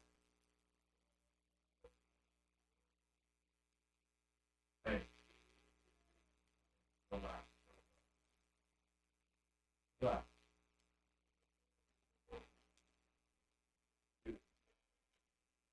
Relax. What do you want? Turn everything off? What do you want? He's sitting on it. So what? He's sitting on it, okay? Relax. Yeah.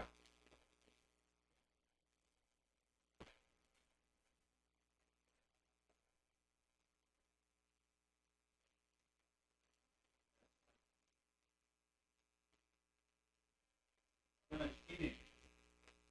Both of you. You guys ain't listening. I swear, nobody's listening. Alright. You guys are listening to me, though, right? Alright, so we have, again, we have the TCP source port 1037, going back to PC, destination, yep. And then outgoing layers, yep, everything's looking good.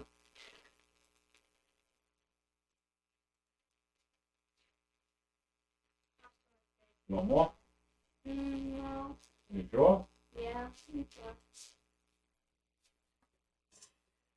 That was good. Good. Yeah. So now we got another TCP message going back. So we'll look at that. Not gonna spend much right there on that packet. And we can go to that one. Okay. Let's not take a look at that HTTPS message yet. All right. So we have the almost it's so is that representing the acknowledgement then, or is that just the TCP established connection establishment? That's probably just representing that packet that we saw is just representing the TCP connection establishment.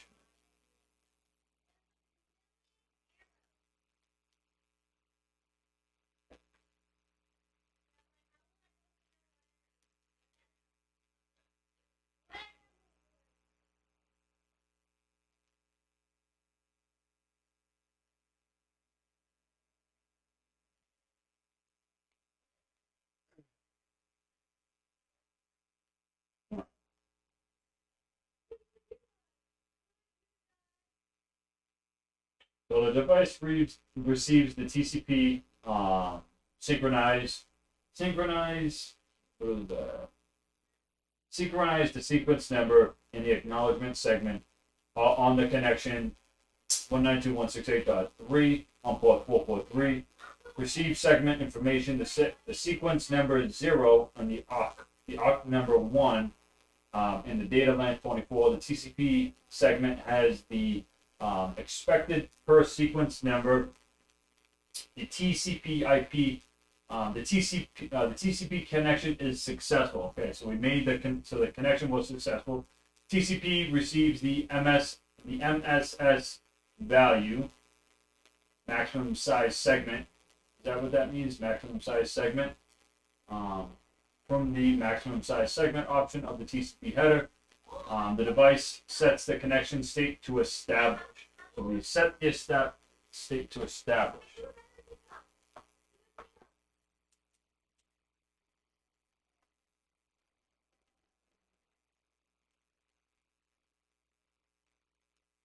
Okay.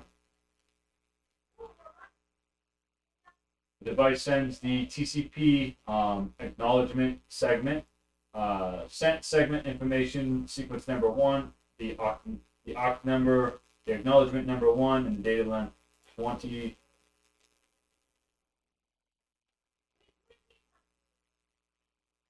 All right, now let's look at the first HTTPS message here. All right. TCP, same thing, same port here. Okay. The HTTP client sends a HTTP request to the server. Set server information. Sequence number 1. The acknowledgement number 1. Data length is now 92. Okay.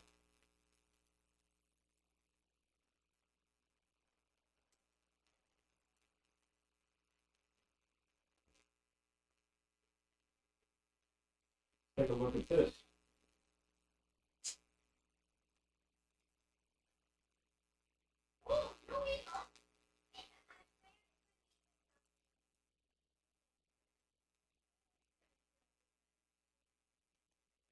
But now we have some HTTPS,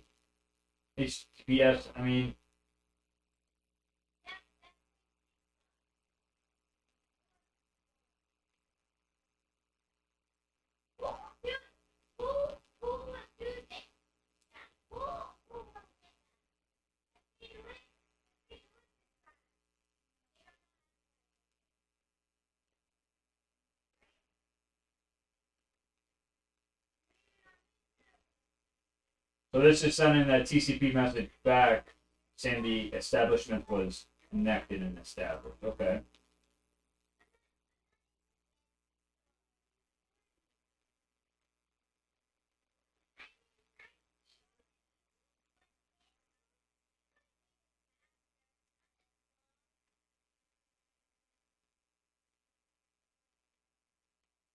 The device receives the TCP push plus ARC segment on the connection.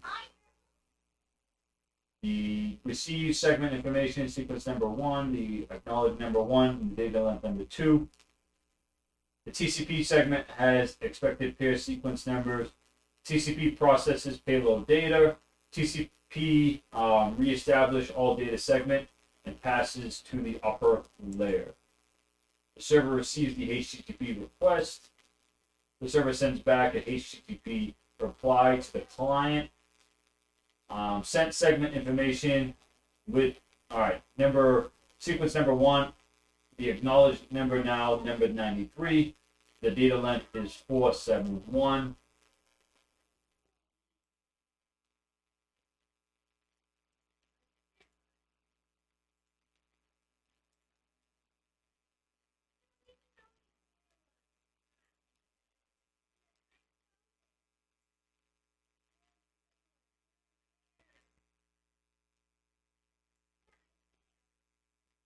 Okay.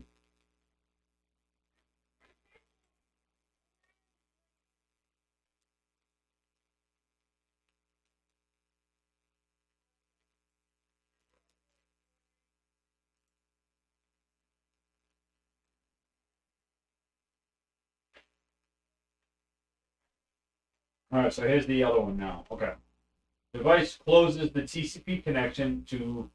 All right, so now we're at the connection termination part here. Okay. The device closes the TCP connection to 192.168.1.3 on port 443. The device sent the connection state to fin -wait -1. The device sends a TCP plus fin arc segment. The device segment information, the sequence number 93, arc number 472, and the data length is 20. All right. So the TCP, the figure shows the TCP connection termination four-way handshake sequence is straightforward and uses an additional flag called the fin. All right, so that's what we're looking at here. Okay, so the fin is short for finish, as you might guess. So finish. Okay. One interesting note: before the device on the right sends the third TCP segment in the sequence, it notifies the application that termination is coming down. It then waits on an acknowledgement from the application before sending the third segment in the figure, just in case the application takes some time to reply.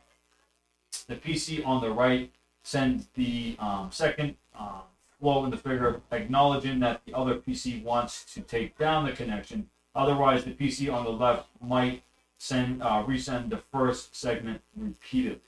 Okay, TCP establishes and terminates connections between the endpoints, where UDP does not. Many protocols operate under the same concept.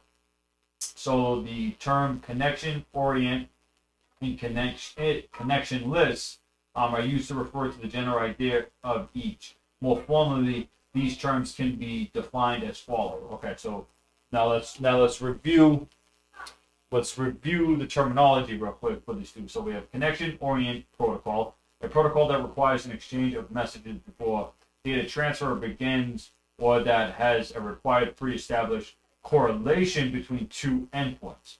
All right, connection list now, a protocol that does not require an exchange of messages and that does not require a pre-established correlation between two endpoints.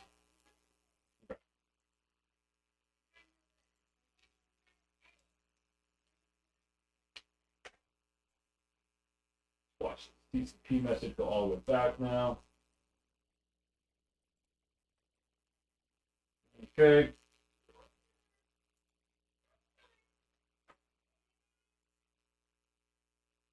All right, so we've got device received the TCP fin arc segment on the connection 192.168.10.2 on port 1037.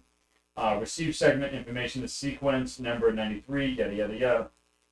The TCP segment has the expected pair sequence number. The TCP connection was disconnected.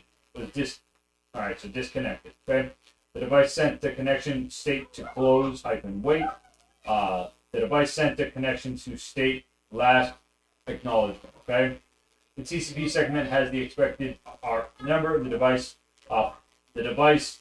pops the last segment out from the buffer.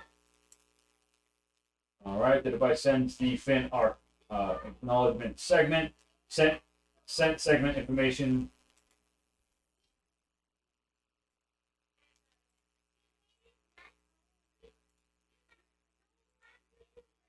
All right, and that's what we're seeing back. Now it's sending back the acknowledgement that the connection has been disconnected.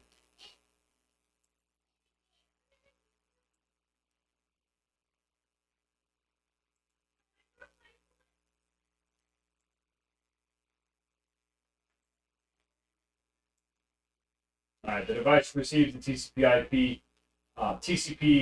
fin arc segment on the connection to 192.168.1.3 on port 443. Receive segment information, the sequence number 472, the acknowledgement number 94 on the data length 20. The TCP segment has the expected peer sequence number. The device sent the connection state to closing.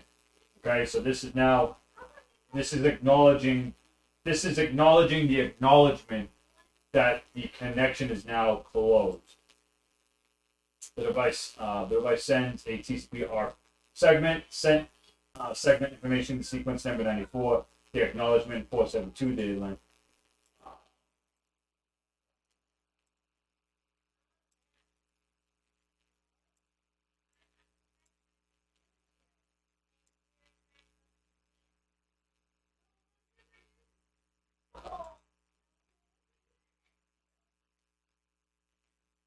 Okay, same thing here. So the device receives the TCP acknowledgement segment on the connection 192.168.10.2 on the same port 1037. Receive segment, the sequence number 94, the acknowledgement number 472, data length is 20. The TCP segment has the expected peer sequence number. The device sets the connection to state closed. Now it's closed.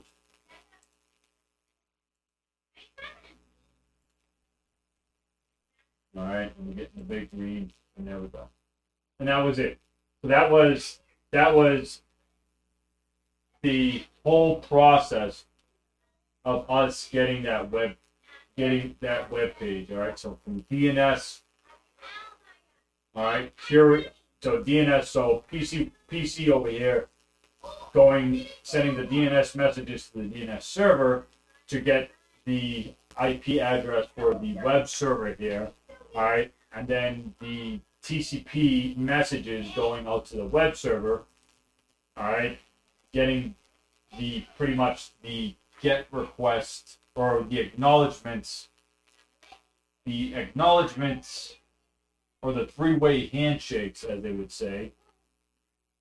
All right, and then closing the connection afterwards.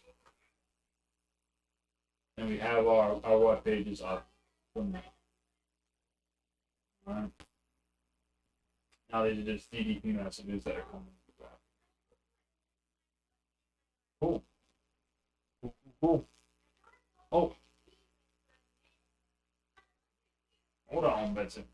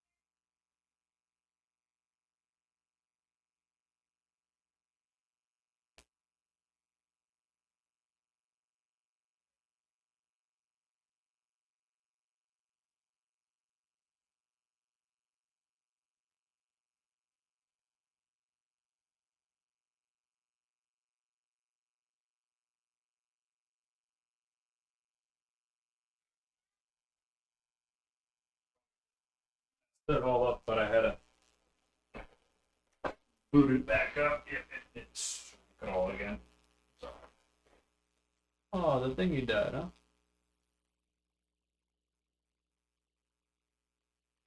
You're doing pretty good.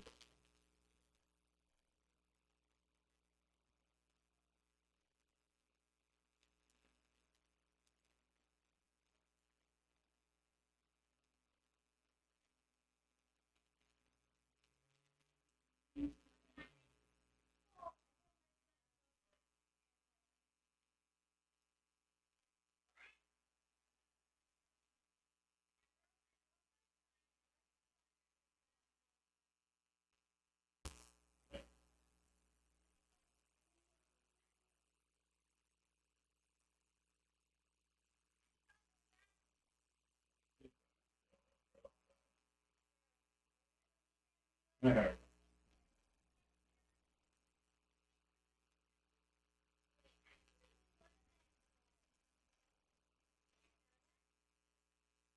How bad did that mess it up on that screen? Not that bad.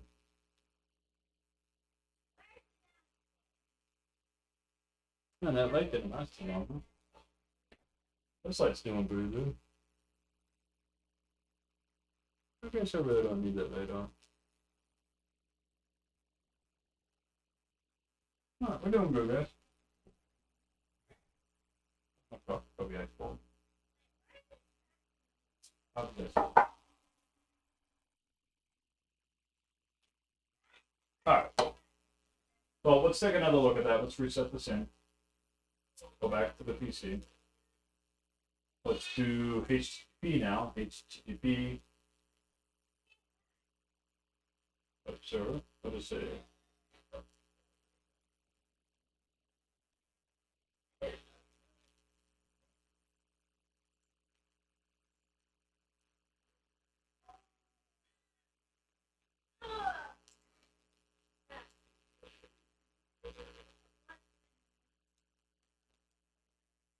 Okay.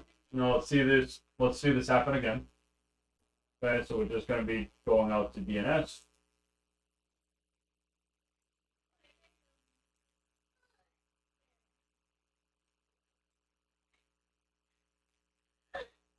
Same thing. DNS destination port 53. So the DNS is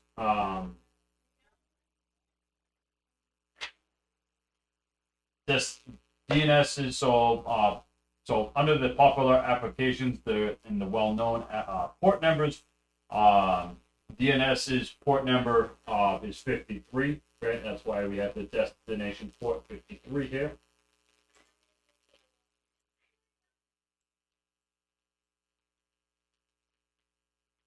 Right, DNS server finds a domain with this name and sends the response back. The device encapsulates the PDU into another UDP segment. All right, and it sends it back to the original destination.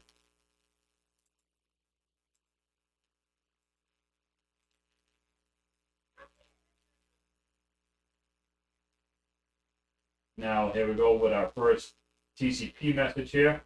All right, now you can see that the port number has changed. So instead of it being 443, we're going after destination port 80, okay? Because we're using HTTP now instead of HTTPS, okay?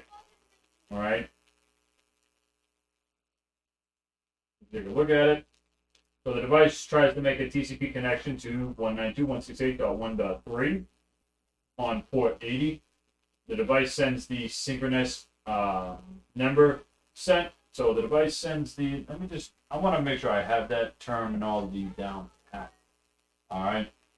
So that is the sequence number. So synchronizing sequence number. So synchronizing the sequence number. All right.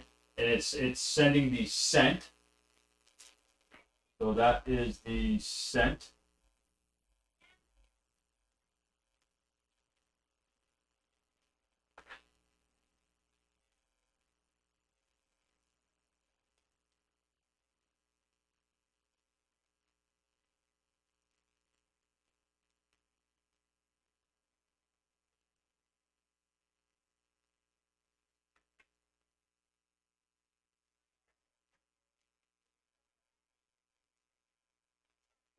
Let me get the computer.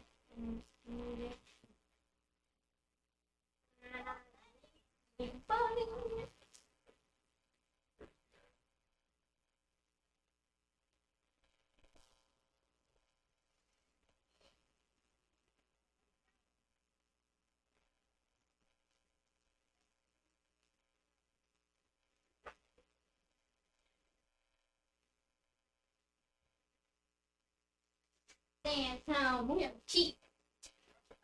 Okay. Santa, we're cheap.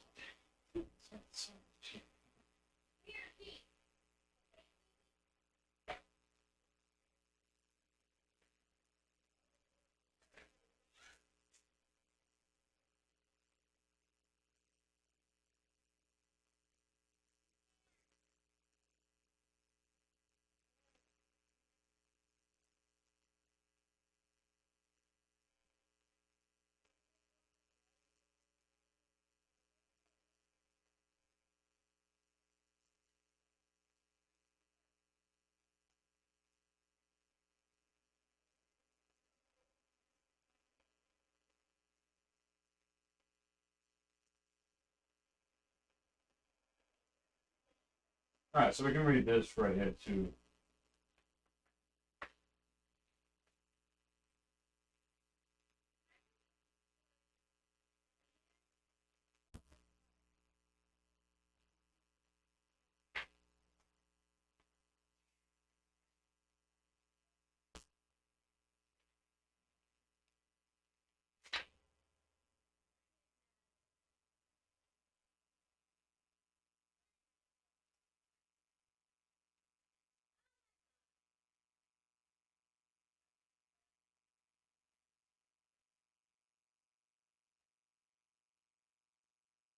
Hey, hey, Joe, you gotta turn that way down, dude.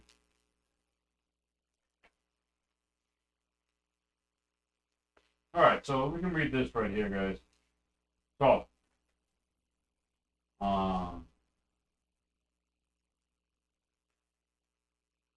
so finding the web server using DNS. So a host can use DNS to discover the IP address that corresponds to the particular host name. URLs typically list the name of the server. The name that can be used to dynamically learn the IP address used by the same server. The web browser cannot send an IP packet to a destination name, all right, but it can send a packet to a destination IP address, okay, all right. So before the browser can send a packet to the web server, the browser typically needs to resolve the name inside of the URI uniform resource URI to the name that corresponds to the IP address. To pull together several concepts, the figure shows the DNS process as it initiates by a web browser, as well as some other related information. For a basic perspective, the user enters the URI, in this case, yada yada yada, resolve the www.cisco.com name into the correct IP address, and start sending packets to the web server. All right. So it just shows an illustration. All right, shows an illustration. All right, of how it's completing this process there. Okay, the name resolution request, the name resolution reply back from so the name resolution request from the client to the DNS server, the reply back from the server to the client. Okay, and then obviously then we transition down to establishing the TCP connection. Okay, all right. So again, the user enters the URI into the web browser's address area. The client sends the DNS request to the DNS server. Typically, the client learns the DNS server's IP address through DHCP. So just like we configured DHCP to pretty much give out that information to both sides of our addresses range. Okay, we established that in this area, in this subnet, we want, we on both subnets, we gave it both the DNS server for both of them, for that one DNS server. All right. Note that, Joe, you got to turn it down. Hey. Note that the DNS request uses UDP UDP header with the destination port of the DNS well-known port 53. So DNS is well-known port 53. All right, the DNS server sends a reply listening IP address yada yada yada as the the listening for IP address 198.133.291.25 as whatever Cisco.com's IP address. Okay. Note also that the reply shows the destination IP address. That's the client's IP address it also shows it also shows a UDP header with the source port 53. The source port is 53 because the data is sourced or sent by the DNS server. The client begins the process of establishing a new TCP connection to the web server. Note that that the destination IP address is the just learned IP address of the web server. The packet includes a TCP header, but because HTTP uses TCP, also note that the destination port is 80, the well-known port for HTTP, what we're doing here. Finally, the number bit is shown as a reminder that TCP connections established process begins with the TCP segment with the synchronized bit turned on binary. All right, on binary 1. All right. The example in the figure shows what happens when the client host does not know the IP address associated with the host name, but the enterprise does know the address. However, host can cache the results of the DNS requests so that the next time the client does not need to ask the DNS to resolve the name. Also, DNS servers can cache the results of a previous DNS request. For instance, the enterprise DNS server in the figure would not normally have configured information about host names in domains outside the enterprise, so that example relied on DNS having cached the address associated with the host name for www.cisco.com. When the local DNS does not have the address associated with the host name, it needs to ask for help. All right, in the next examples shows a figure with the same client as the figure. In this case, the enterprise DNS acts as a reclusive DNS server, sending repeated DNS messages in effort to identify the authoritative DNS server. We'll take a look at that too next.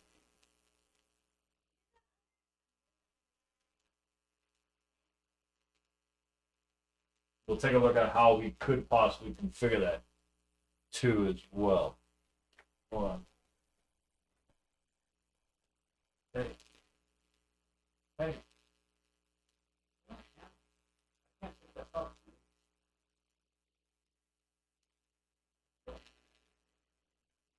There's kids.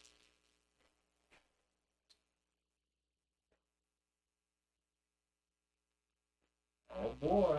I think they're done.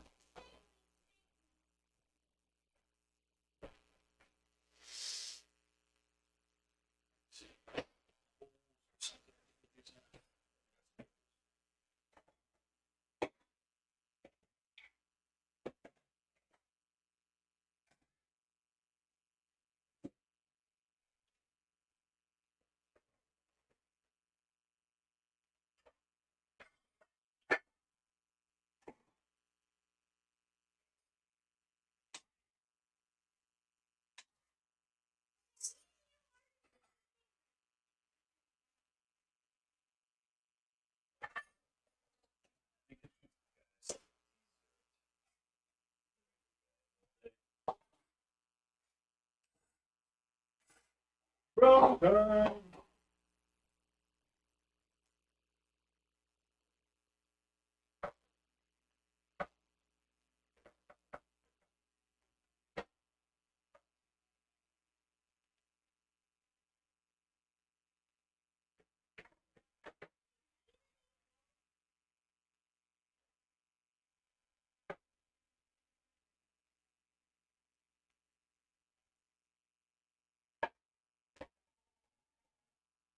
Yummy browns, guys.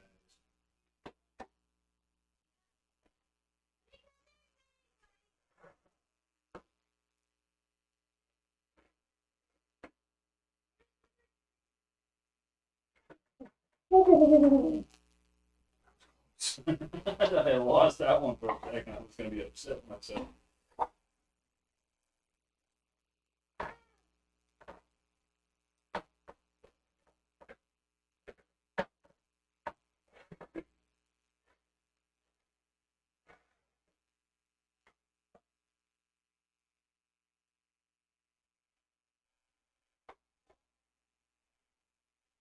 No, we may probably make this better as having some nice ice cream. Something like that. It's not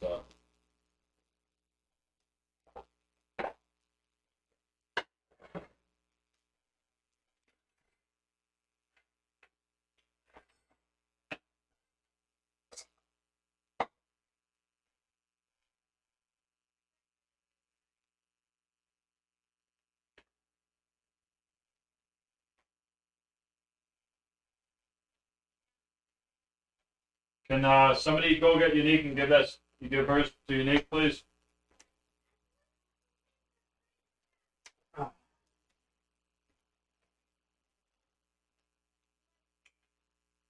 Mm-hmm.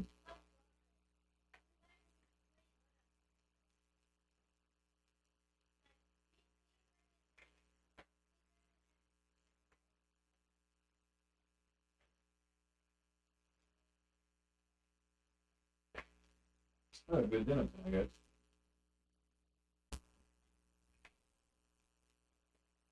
Almost done. I'm gonna get fat again. But I lost. This time last year, I lost 100 pounds. It's crazy. But I was getting ready to run the Boston Marathon, too. So I was getting in wicked shape. That came to a screeching halt. This is exactly this time last year, too, that it all happened. Hey, boys. Your sister.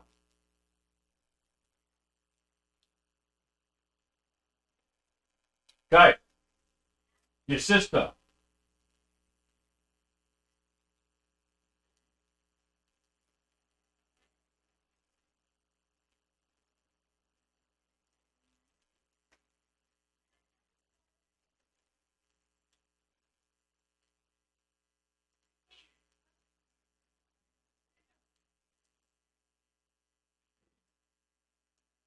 Take a look at this TCP message again. Hey, what do you got right now? I'm going to shut both the games off.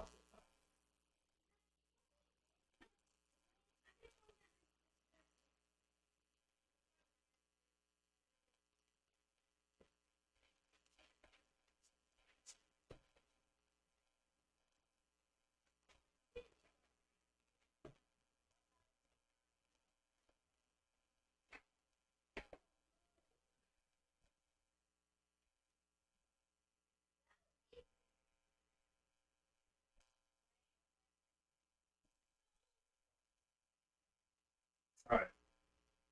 So the device receives the TCP IP synchronized number segment. Watch out. Don't step on what you're putting. Other way. Other way. Don't step on the footing. Watch your footing, you need. You hit that. Crazy girl. The device receives a segment. Yep. TCP receives the MSSS. The connection request is accepted. So the connection request is accepted. Okay, so we made the first connection establishment.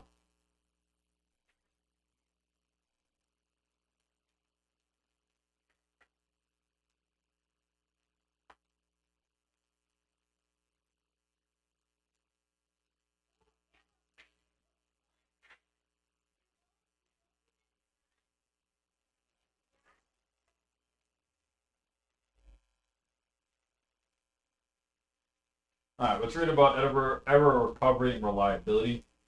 All right, TCP provides for reliable data transfer, which is also called reliability or error recovery. Depending on what document you read, to establish reliability, TCP numbers data bytes using the sequence and acknowledgement fields. All right, in the TCP header. Okay, so the sequence and the acknowledgement field. We're just gonna start calling those the sequence. All right, and acknowledgement. So the sequence and acknowledgement fields in the TCP header. TCP achieves reliability in both directions using the sequence number field All right, on one direction combined with the acknowledgement field in the opposite direction. Okay. The figure shows the example of how TCP sequence and acknowledgement fields allow the PC to send 3,000 bytes of data to the server with the server acknowledging receipt of the data. The TCP segment in the figure occurs in order from the top to bottom.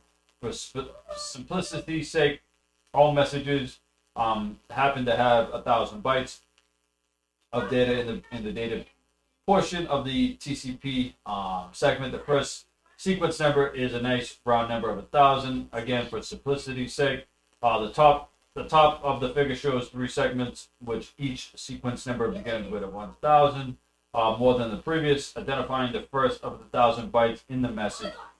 That isn't in the example. The first segment holds 1,000 to 1,099. The second byte holds 2,000 and 2,099, and the third byte holds 3,000 and 3,099. The fourth TCP segment, the figure, the only one flowing back from the server to the web browser, acknowledges the receipt of all 3 segments. How the acknowledgement value of 4,000 means it received all the data in the sequence numbers all up through 1 less than 4,000. So I'm already received your 4,000 bytes next. Note that this conversation acknowledges edging by listing the next expected bytes. Can you honey, can you get the dishes started for me again? Okay. Alright. You're good. You're good. You're not doing anything crazy. Why don't you say hi to everybody? Nope.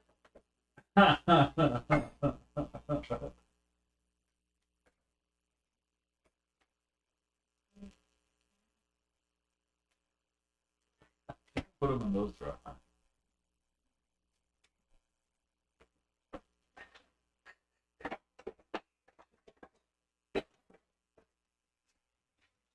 Nobody's gonna bite you, honey.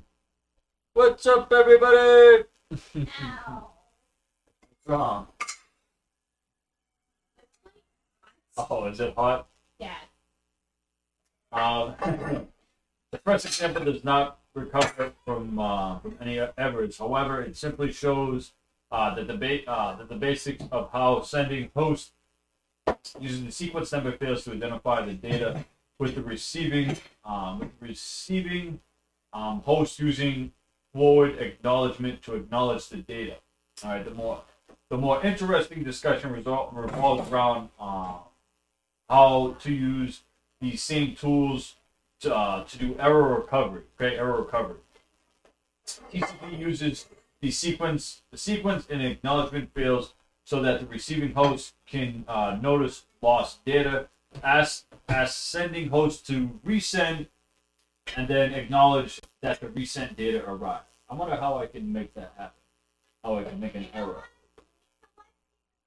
You know how? Yeah. You know how? I'm not an expert on computers. Alright. Many variations exist on how TCP does error recovery. The figure shows just how such example with similar details comparing to the previous figure. The web browser again sends 3 TCP segments. Again, 1,000 bytes each. Again, with the easy to remember sequence number. However, in this example, the second TCP segment fails. Okay, so in the example, it's showing that it's just sending the segments again. Is it hot? Yeah. What were they just drying off or something like that? Is that why it's so hot? How was the brownie? I didn't put any peanut butter on the brownie this time. It's good. Yeah, I liked it more with the peanut butter. Yeah, me too. It tastes so good. All right. I feel like tomorrow I'm just gonna have one type of brown.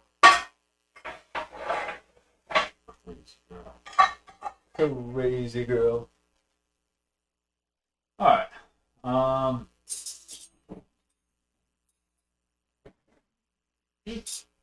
What are they all cooking hot? No.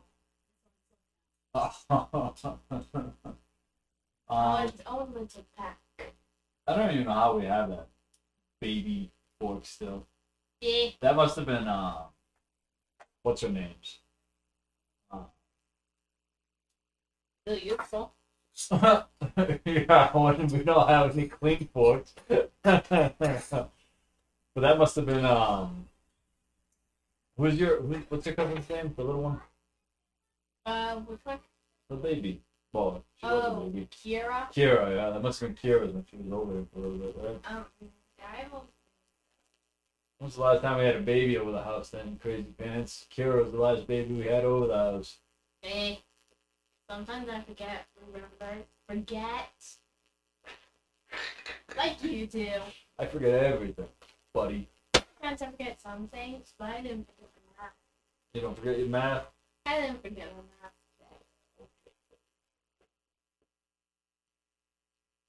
today. I got eyes on you, buddy. That's how cats defend themselves. That's how cats defend themselves. And don't judge me how I am. I'm judging. Crazy China.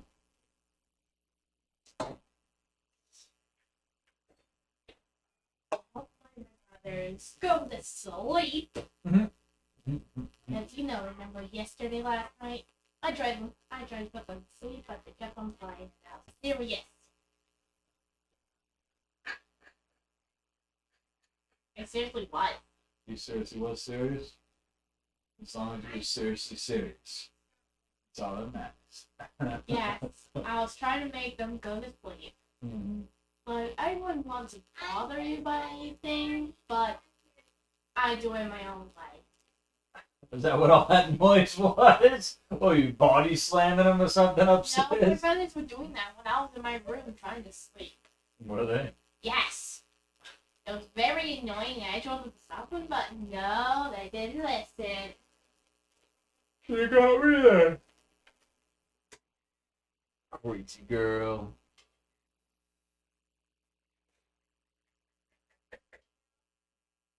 Make sure you rinse it off. Okay?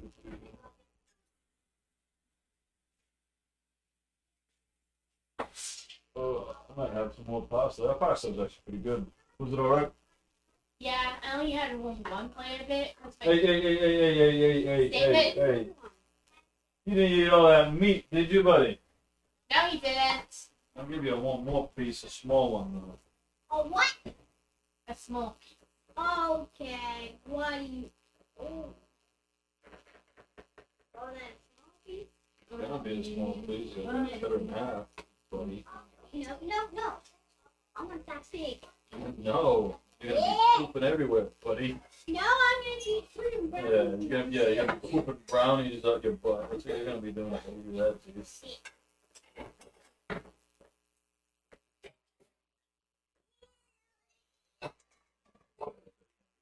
Get out of here. I feel like one brownie's good enough for me. One brownie's good enough for you. Yeah. Yeah, okay. I bet if I let you, you would eat that whole freaking pan right now, wouldn't you, buddy? Yeah, you would if I let you. Well, by the way, me and Mom finished the cake. The 2 cakes, remember? Bet you did, you fatties. Me and Mommy finished them. You got crazy. Well, Those were good. they're good. Yep. Finally got the thing. I wrote some down, right? You both have Yeah. Looked upstairs and eat all of it. All the stuff that's left from the plate. And that is enough for me. Tom. Fatties too. There's a legion of fatty McFatties. There. Other night.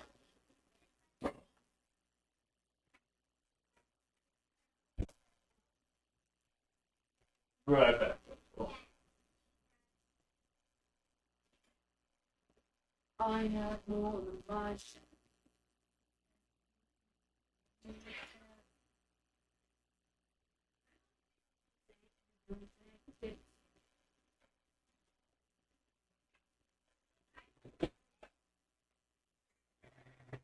What I can do This out. This out, right?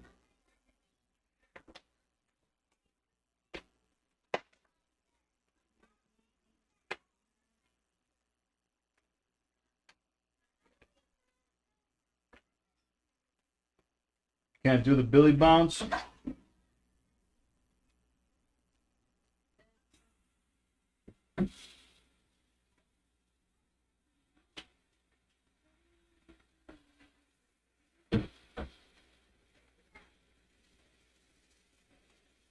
A little bit more light. Yeah. Uh, Oh, I think some of this down here, but not. what's that mean? Some of this, to mix the batter. Oh, did it? Yeah. Thank you. Hey, what's that? Thank you very much. Awesome. Alright, so we're taking a look at that.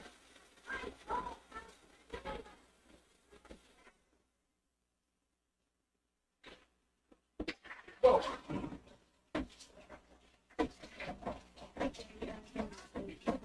Alright.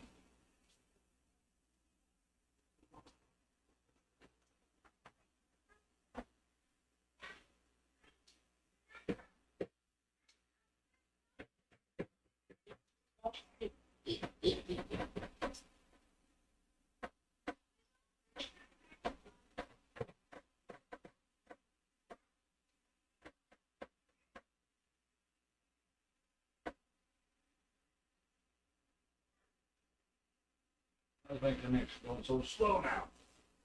Oh, sometimes my work gets disconnected from, well, you know, sometimes like the internet just goes on and on for me.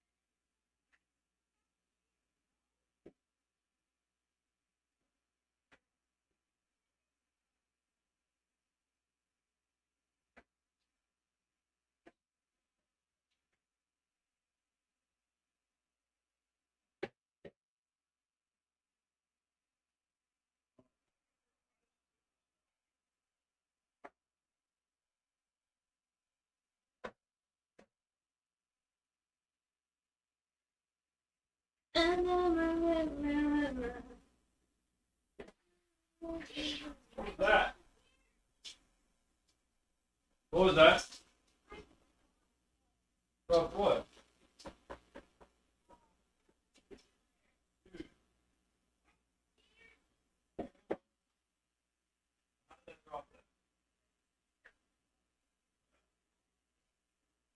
Cycles, man. Oh, you're all crazy. Oh, what's up? Shabby! What's up? How we doing?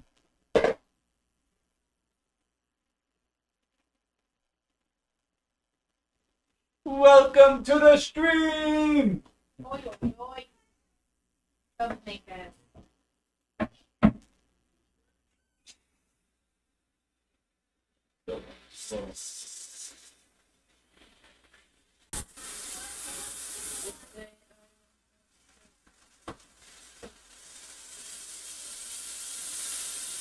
I'm hiding. Oh no, not again. You're hiding again? Stop hiding. Do some work. You're gonna get in trouble. Crazy girl.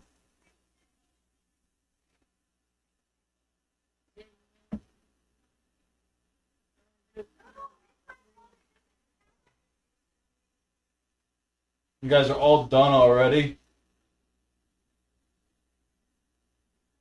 Eating my Milky Way. You fatso, eating your Milky Ways. I'm over here shoving brownies in my throat. Yeah, Milky Ways. I only ate one brownie. I'm not stuffing brownies in my face.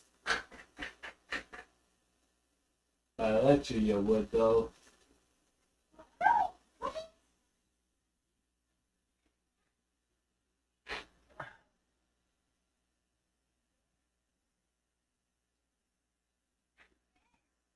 You guys got done at 7. I shorter than at 7. You guys got done fast, huh? That's cool.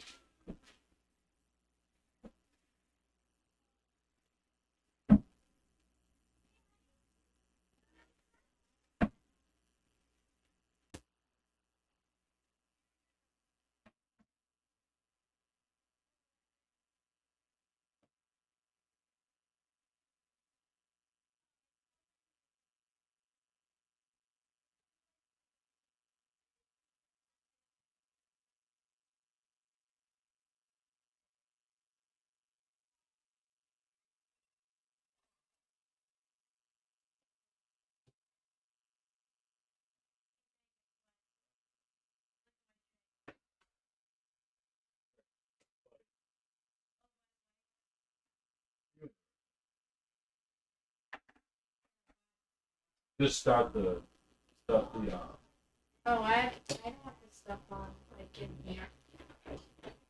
yeah. Just even though it's not totally full, just start it over. Okay. Okay, wait. This just get done. Rush me to sit here. Oh, jeez. Huh? That's pretty funny.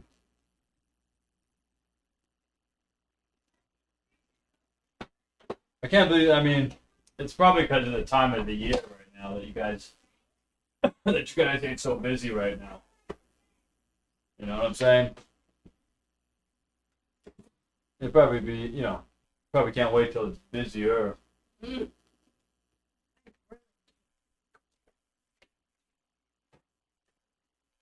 I gotta fix this. This is annoying me.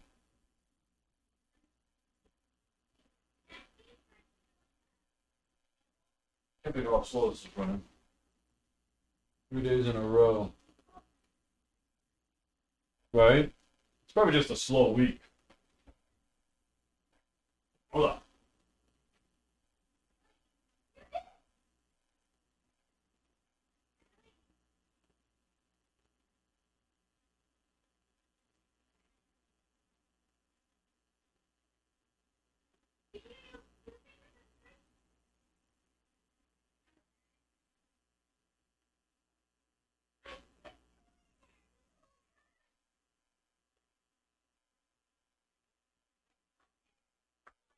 Let's see.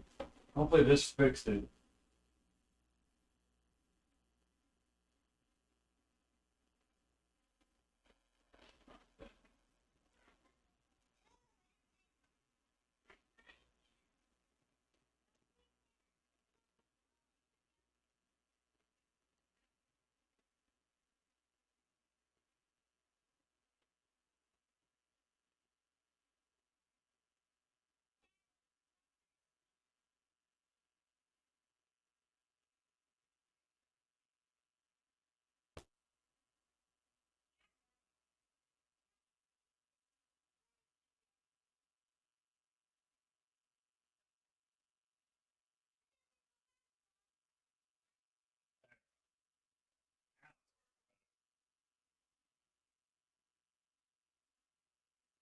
You see me? What are you talking about, huh?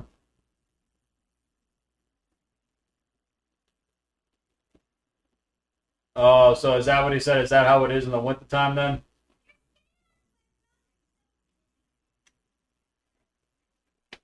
We fixed the connection, guys. A lot better now.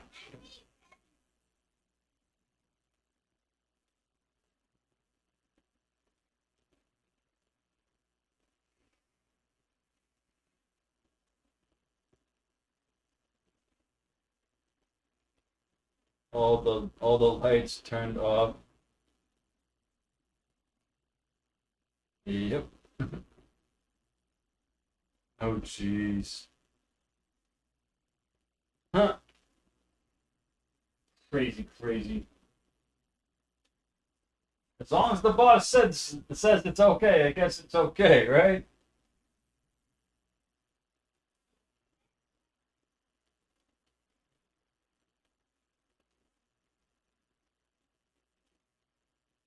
All right, so let's figure shows first, right?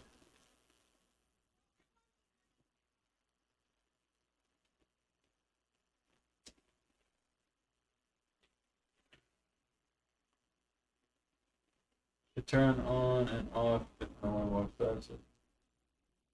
Oh jeez. Yeah, that's it. Again, if the boss says it's all cool, it's all cool. You know what I'm saying?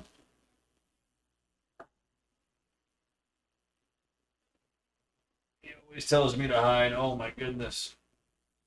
I guess you are the boss's your boss's bestie, I guess.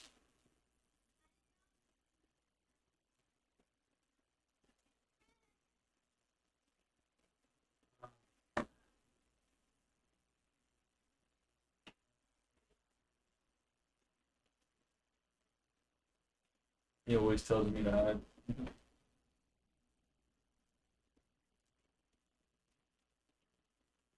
Alright. Let's read about flow control using windowing. Side. Alright. TCP implements flow control by using a window concept that applies to the amount of data that can be outstanding in awaiting acknowledgement at any one point. The window concept lets the receiving host tell the sender how much data it can receive right now, giving the receiving host a way to make the sending host slow down or speed up. The receiver can slide the window size up or down, called a sliding window or dynamic window to change how much data can be sent. Okay. The sliding window mechanism makes much more sense with the example. The example shows in the figure uses the same basic rules as the example in the previous figures. In this case, none of the TCP segments have errors, and the discussion begins with one TCP segment earlier than in the previous two. Okay, so it's just showing just a figure here with the acknowledgement. So we have the acknowledgement. I received a new window 3000 sequence. Going to the sequence, I must wait for the acknowledgement. Sent an acknowledgement 4000. Grant a new window. I got a new acknowledgement. I also got a larger window. Beginning with the first segment sent by the server to the PC, the acknowledgement field should be familiar by now. Of the PC that the server expects a segment with the sequence number 1000 next. The next new field, the window field is sent to a 3000. Is set to a 3000, but the segment flow to the PC because the segment flows to the PC.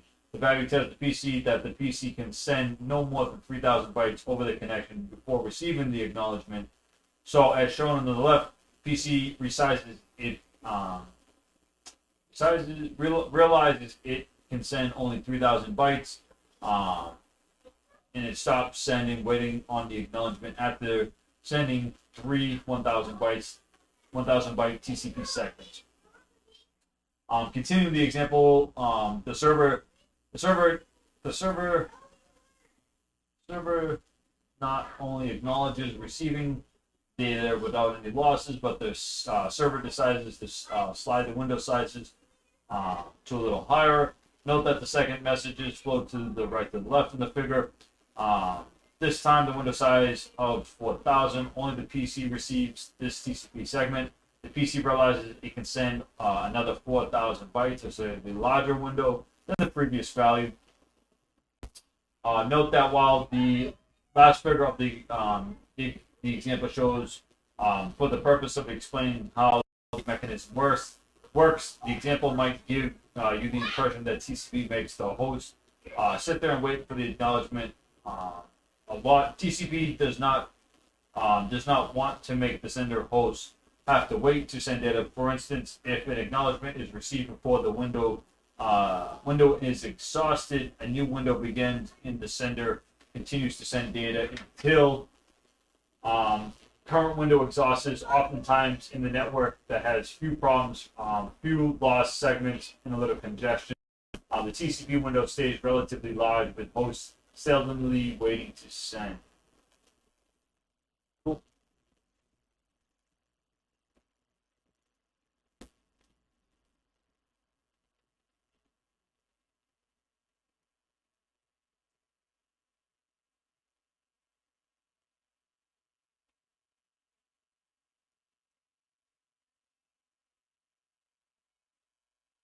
What would you press the not button?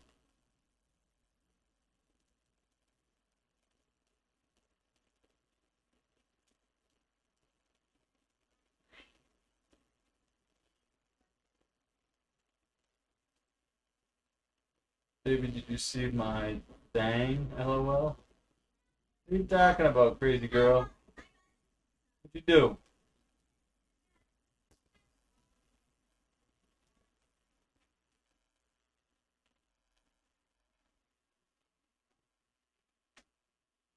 What did you do now, huh? Oh, jeez. Stop doing that. Stop. You crazy chick. Oh my goodness. I love you, but you're crazy.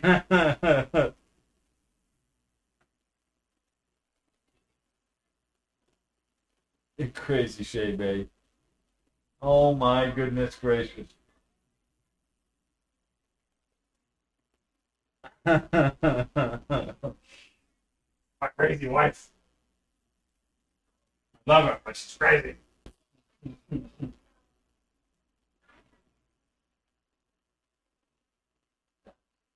But fuck, we're doing pretty good. Nope, LOL. Thank you, baby. Oh my goodness. Oh my goodness gracious. You can't even spell butt. But you're crazy now, stop.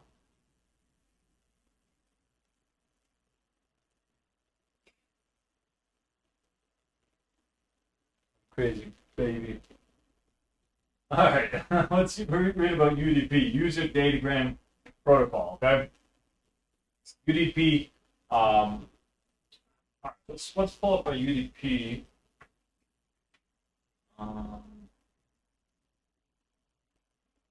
So that would be like a DHCP, right? Yeah, so let's add, hey, let's do this. Let's add a new client here.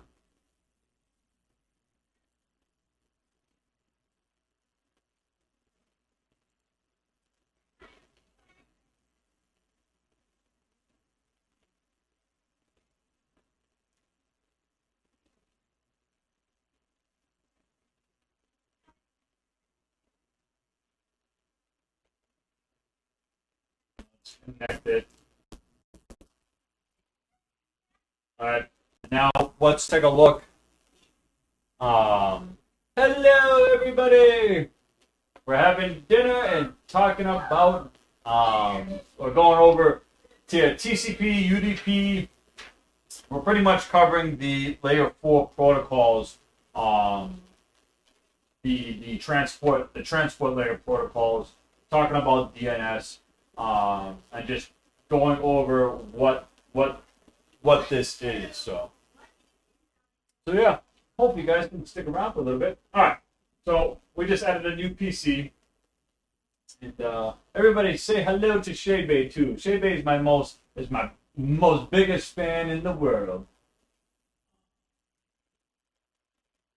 So what we're gonna do is we're gonna say DHCP. We're gonna take a look at those messages. All right, take a look. All right, so what do we got? So here we go.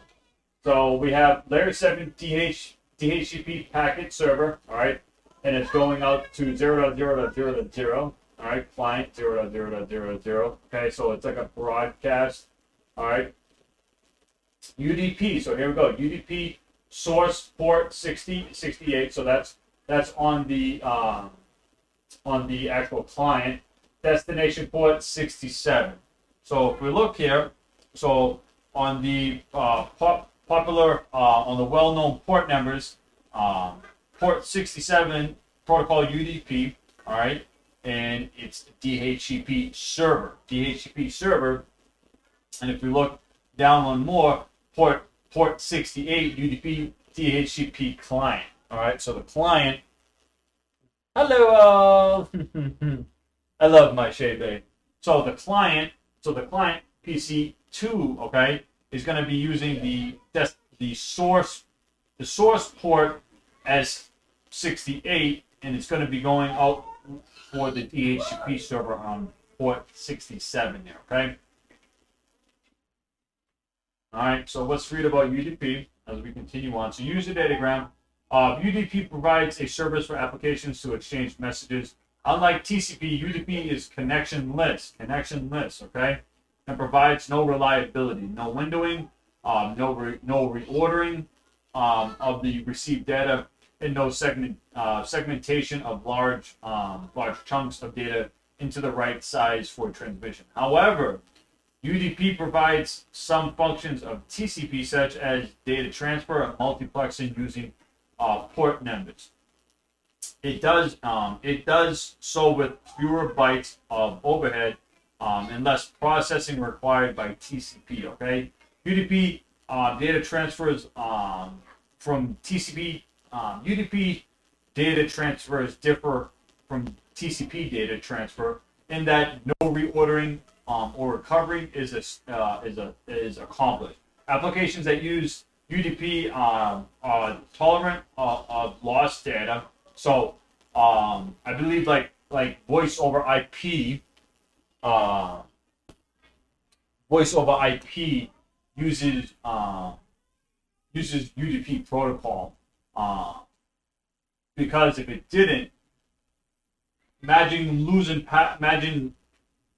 losing some bits of information, some packets, and that phone conversation going on, but then getting those packets back, that phone call, like you wouldn't even be able to understand what is being said because that information then would be squeezed into wherever it's at that current moment.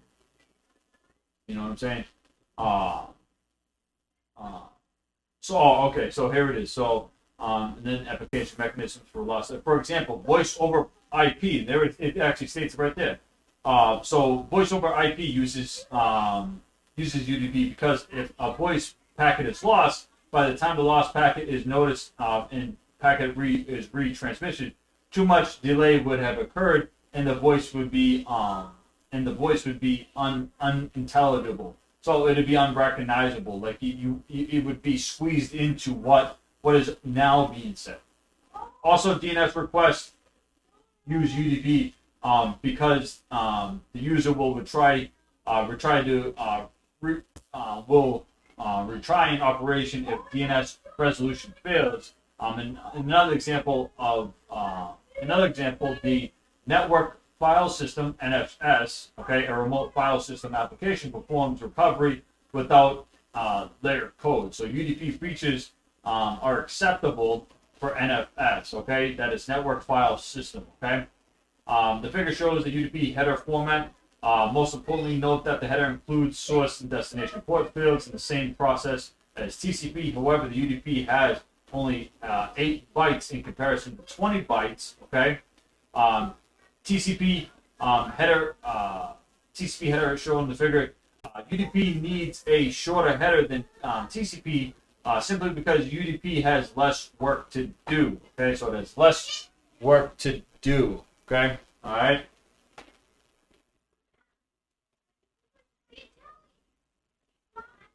All right, the DHCP client constructs a discovery packet and sends it out. The device encapsulates the PDU into a UDP segment. The port yada yada does not have an IP address. The packet payload is a DHCP UDP segment. This device sets the source address to all zeros in the IP address. The destination IP address is in the same subnet. The device sets to the next hop. All right. The next hop IP address is the broadcast. Yada yada yada yada yada. All right. Let's take a look at this as it goes along here.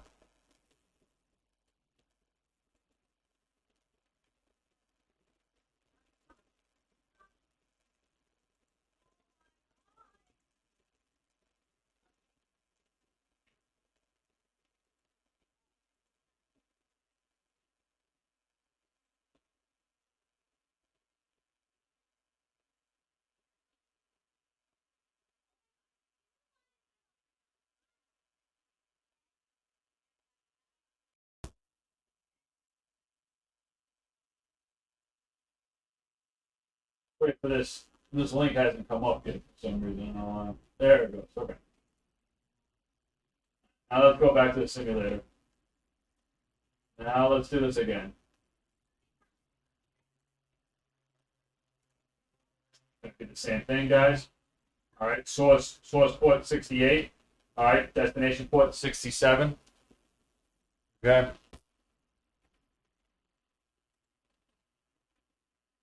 And we can take a look at that so that and you can see it's going to be broadcasted out the FFF. Okay.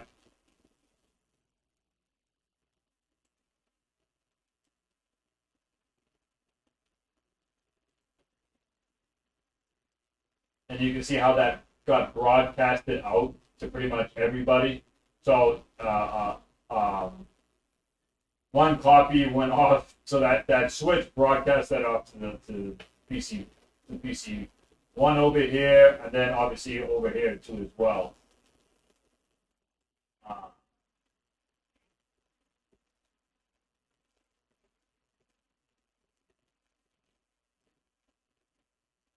There's an ICMP message right there. All right.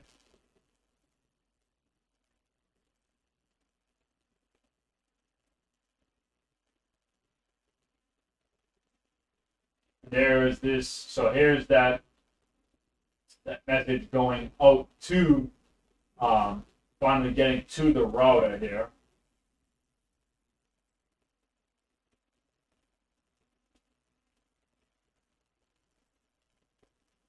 Then we have an ARP, okay?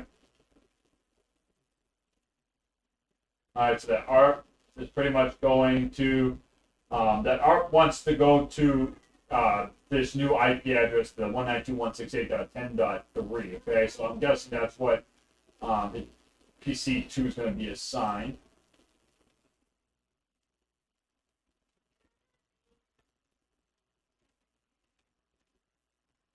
That was flooded, okay?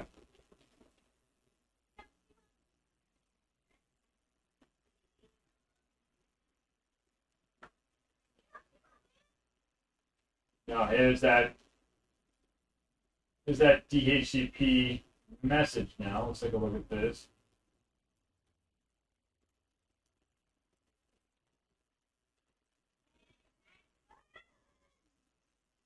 It's getting broadcasted out. Okay, so you can see how when it gets to PC one over here, it failed. Okay, but let's take a look at this one now. Okay, so DHCP packet server, and it's from 192.168.10.1. That's the router. Okay. All right. Source port 67. Okay. All right. Destination port 68. Okay. IP source, yada yada yada, destination IP. So that's why it's going to the 255. So it's broadcasting that out. Okay, it's broadcasting that DHCP. Okay. All right. If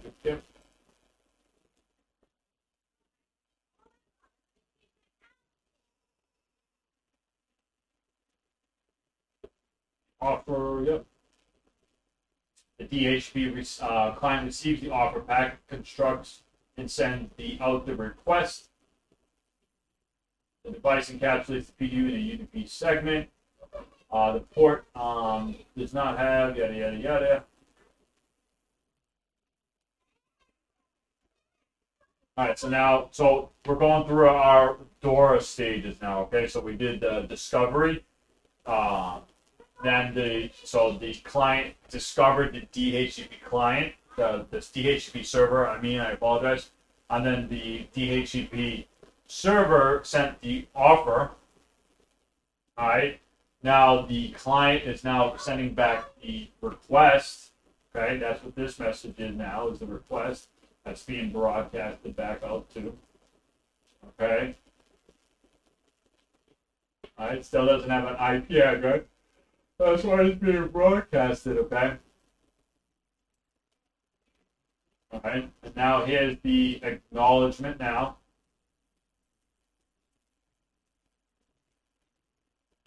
I'm going to read this now.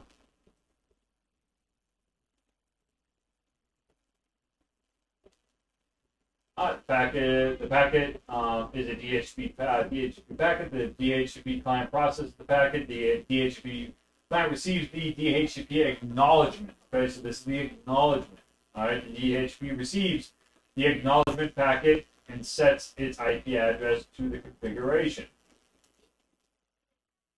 All right, now we're sending out, PC2 is now sending out in ARP.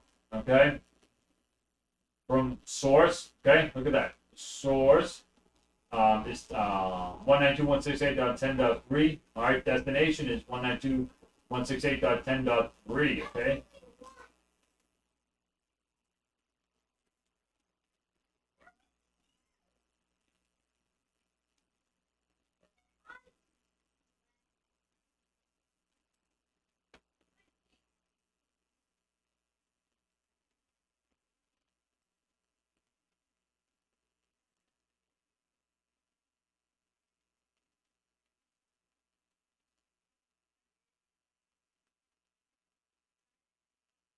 Oh, yeah, crazy messages.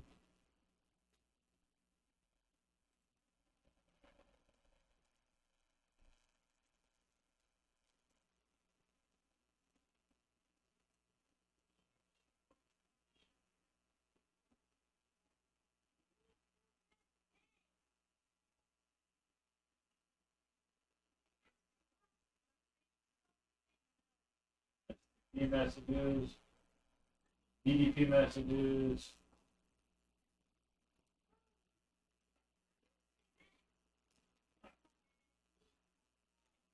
Now we can go to the DNS server here.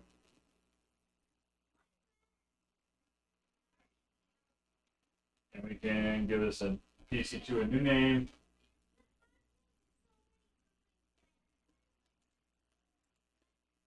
That's 192.168.10.3.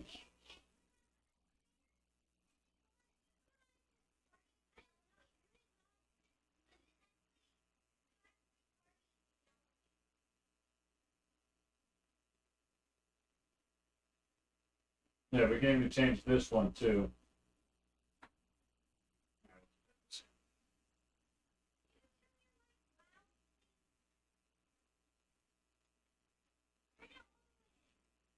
Let's give this like a regular name. Let's do it at www.cisco.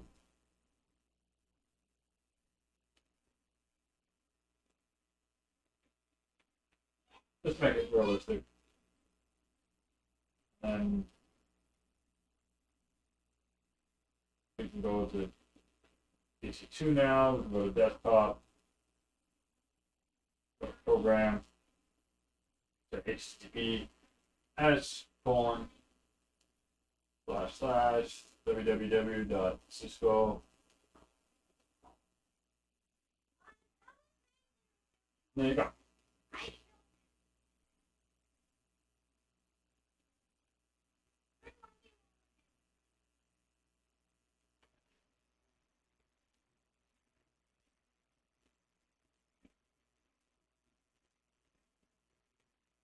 We can read.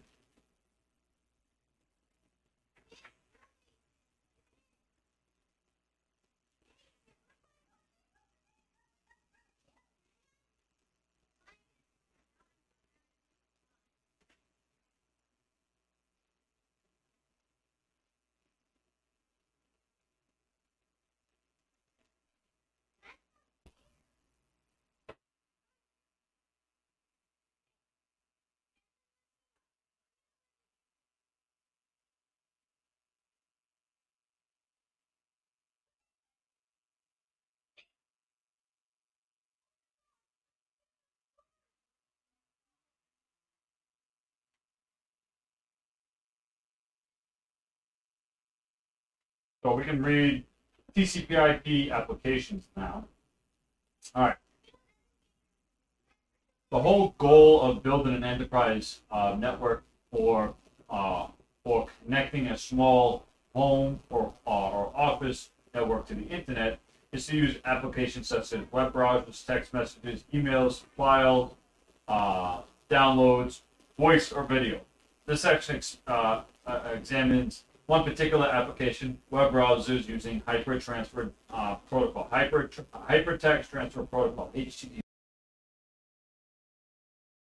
www consists of all the internet connected web servers in the world, plus all internet connected hosts with web browsers. Web servers, which consist of web server software running on computers, store information in the form of web pages that might be useful to different people. A web browser, which is a software installed on a end user computer, provides the means to connect to a web server and display the web page stored on the web server. All right. Note that although most people use the term web browser or simply browser, web browsers are also called web clients because they obtain a service from a web server. For this process to work, several specific application layers functions must occur. The user must somehow identify the server, the specific web page, and the protocol used to get the data from the server. The client must find the server's IP address based on the server's name, typically using DNS. The client must request a web page, which actually consists of multiple separate files, and the server must send the file to the web browser. Finally, for electronic commerce, e-commerce applications, the data of the transfer data, particular sensitive financial data, needs to be secure. The following sections address each of these functions. All right.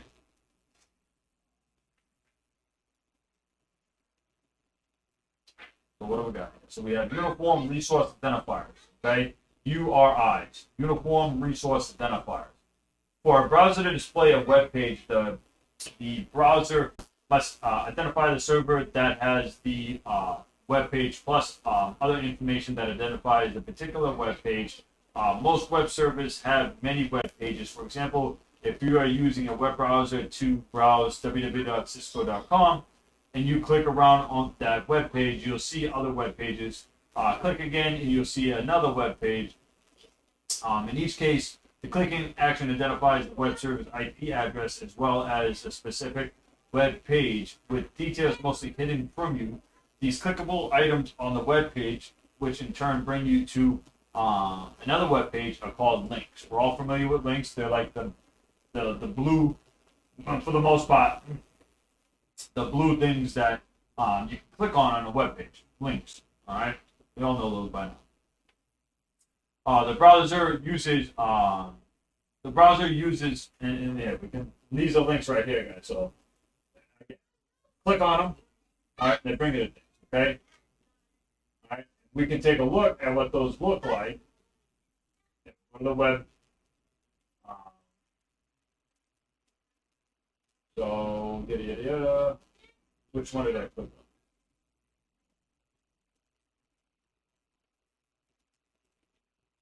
Go to Hello World. Hello World. Okay. So you see this right here, the H reference. So you see how it has that right there. All right, that's bringing us back. So this right here identifies that link. Okay, then we're putting that inside of the back, the word back. Okay.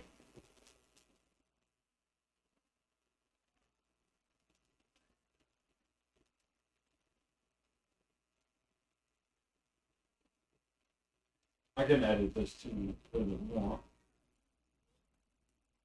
And we can even change that to say go back.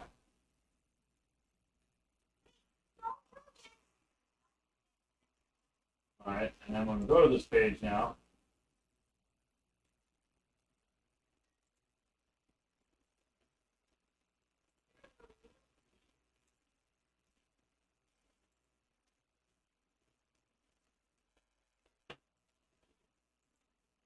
all right, HTTP www.cisco.com. Now we click on small web page. Now it says go back. Okay. All right. Click on that. And again, it brings us back here. All right. So if we wanted to say,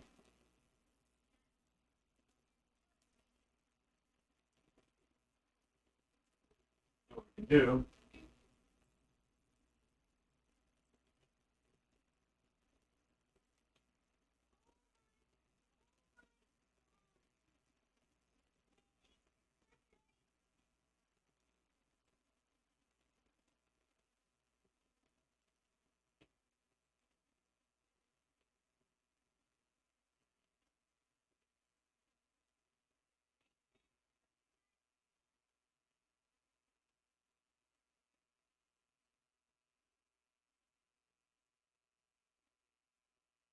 Now we just added, should have just added this to that web page now.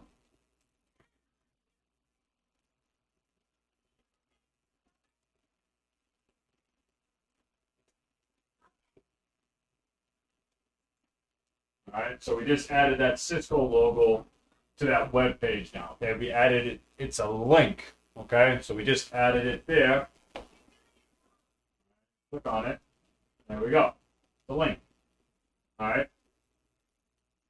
Go back again. All right, same thing. So again, so you can use text, images. There's all different ways to add in links. All right. If you've done any HTML coding or anything like that, you have an understanding of what of pretty much what I did and what these and how to manipulate these to do whatever you want with them. All right. All right. And let's continue on. The browser uses can use the browser user can identify a web page by clicking on something on the web page, or when you enter a uniform resource identifier (URL) in the web page area. Both options clicking on a link in typing a URL refer to the uniform resource identifier, because when you click on a link on a web page, that link actually refers to a uniform resource identifier. Okay. So again, if we were to copy this, whole address right here, copy. Okay, we can log all the way out. Click back now. All right, paste, and it brings us right back to that web page that we were just on. Okay. All right.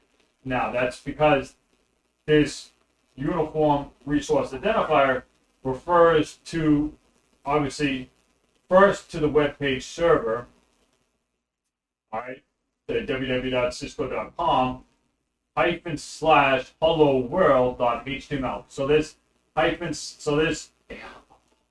hello world.html, this is a file sitting in this web server. Okay, the slash. So that's that's like it's identifying where that file is sitting at. Okay, so this file is sitting on like the desktop or like the main directory. We'll say directory just to. It's sitting in the main directory on this web server. Okay, and that's why you can reach it via like that. Okay. Um, yeah. Yeah.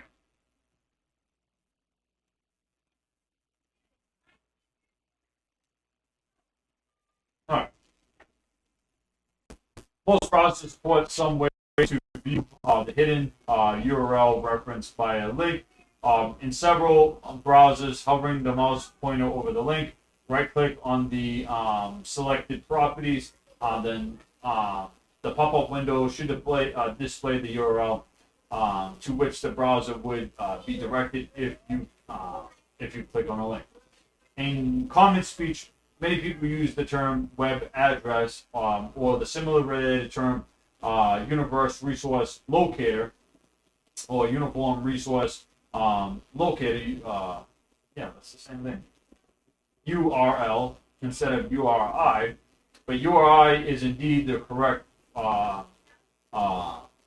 formal term. So uniform resource identifier instead of universal resource locator. So that's the wrong terminology. So universal resource locator or uniform resource locator is not the correct terminology. The correct terminology is uniform resource identifier.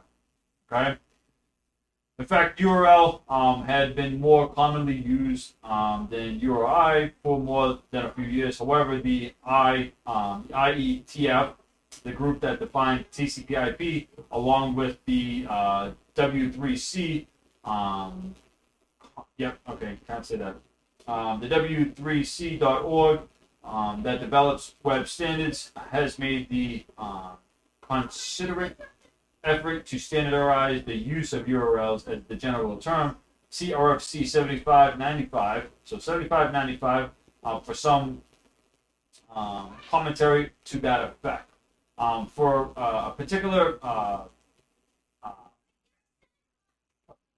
or perception, yeah, from a particular perception, the URI is used to connect to the web server, include three key components. As noted in the figure shows the formal names of the URL fields. More importantly, to the discussion, note that the text before the :/ identifies the protocol used to connect to the web server. The text between the / and the / identifies the server by name, and the text after the / identifies the web page. Okay. All right. So, yeah, the HTTP, obviously the protocol in which we're going to be using. All right. And then the server name. All right. So that'd be www.cisco.com. And then the actual web page, and that is the Hello World HTML. Okay. All right. In this case, hypertext transfer protocol, and the host name is www.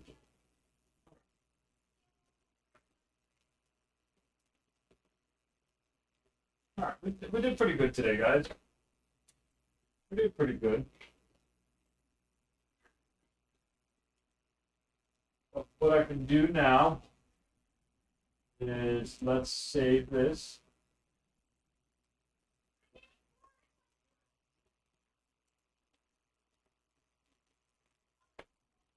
Save this as what should we save this as, guys? Say TCP.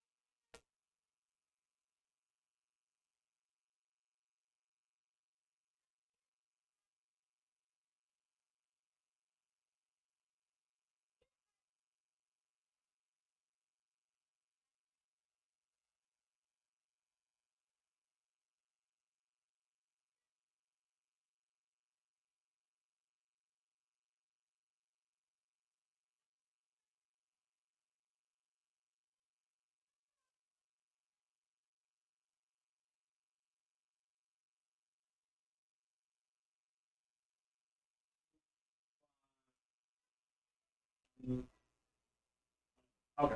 Uploading this up to. There you go. So now it's up on my Discord, guys. So again, if you guys want to take a look at what what I was working on today, you guys can take a look at my Discord, and it's up on there now, guys, for you guys to take a look at. All right. And if you do the exclamation point Discord in the chat, you guys can get a link over to my Discord. Okay. And yeah, that's pretty much call that a wrap. It's been a nice long stream today. Thank you guys very much for joining me today. You know, this was a different type of.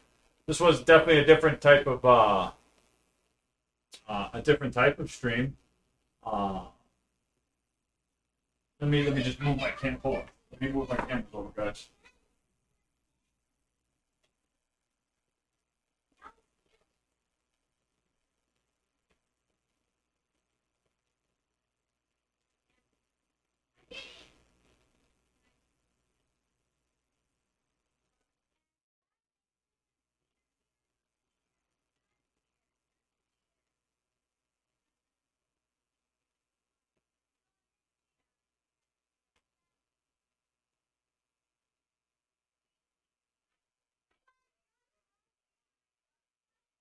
This is definitely a different kind of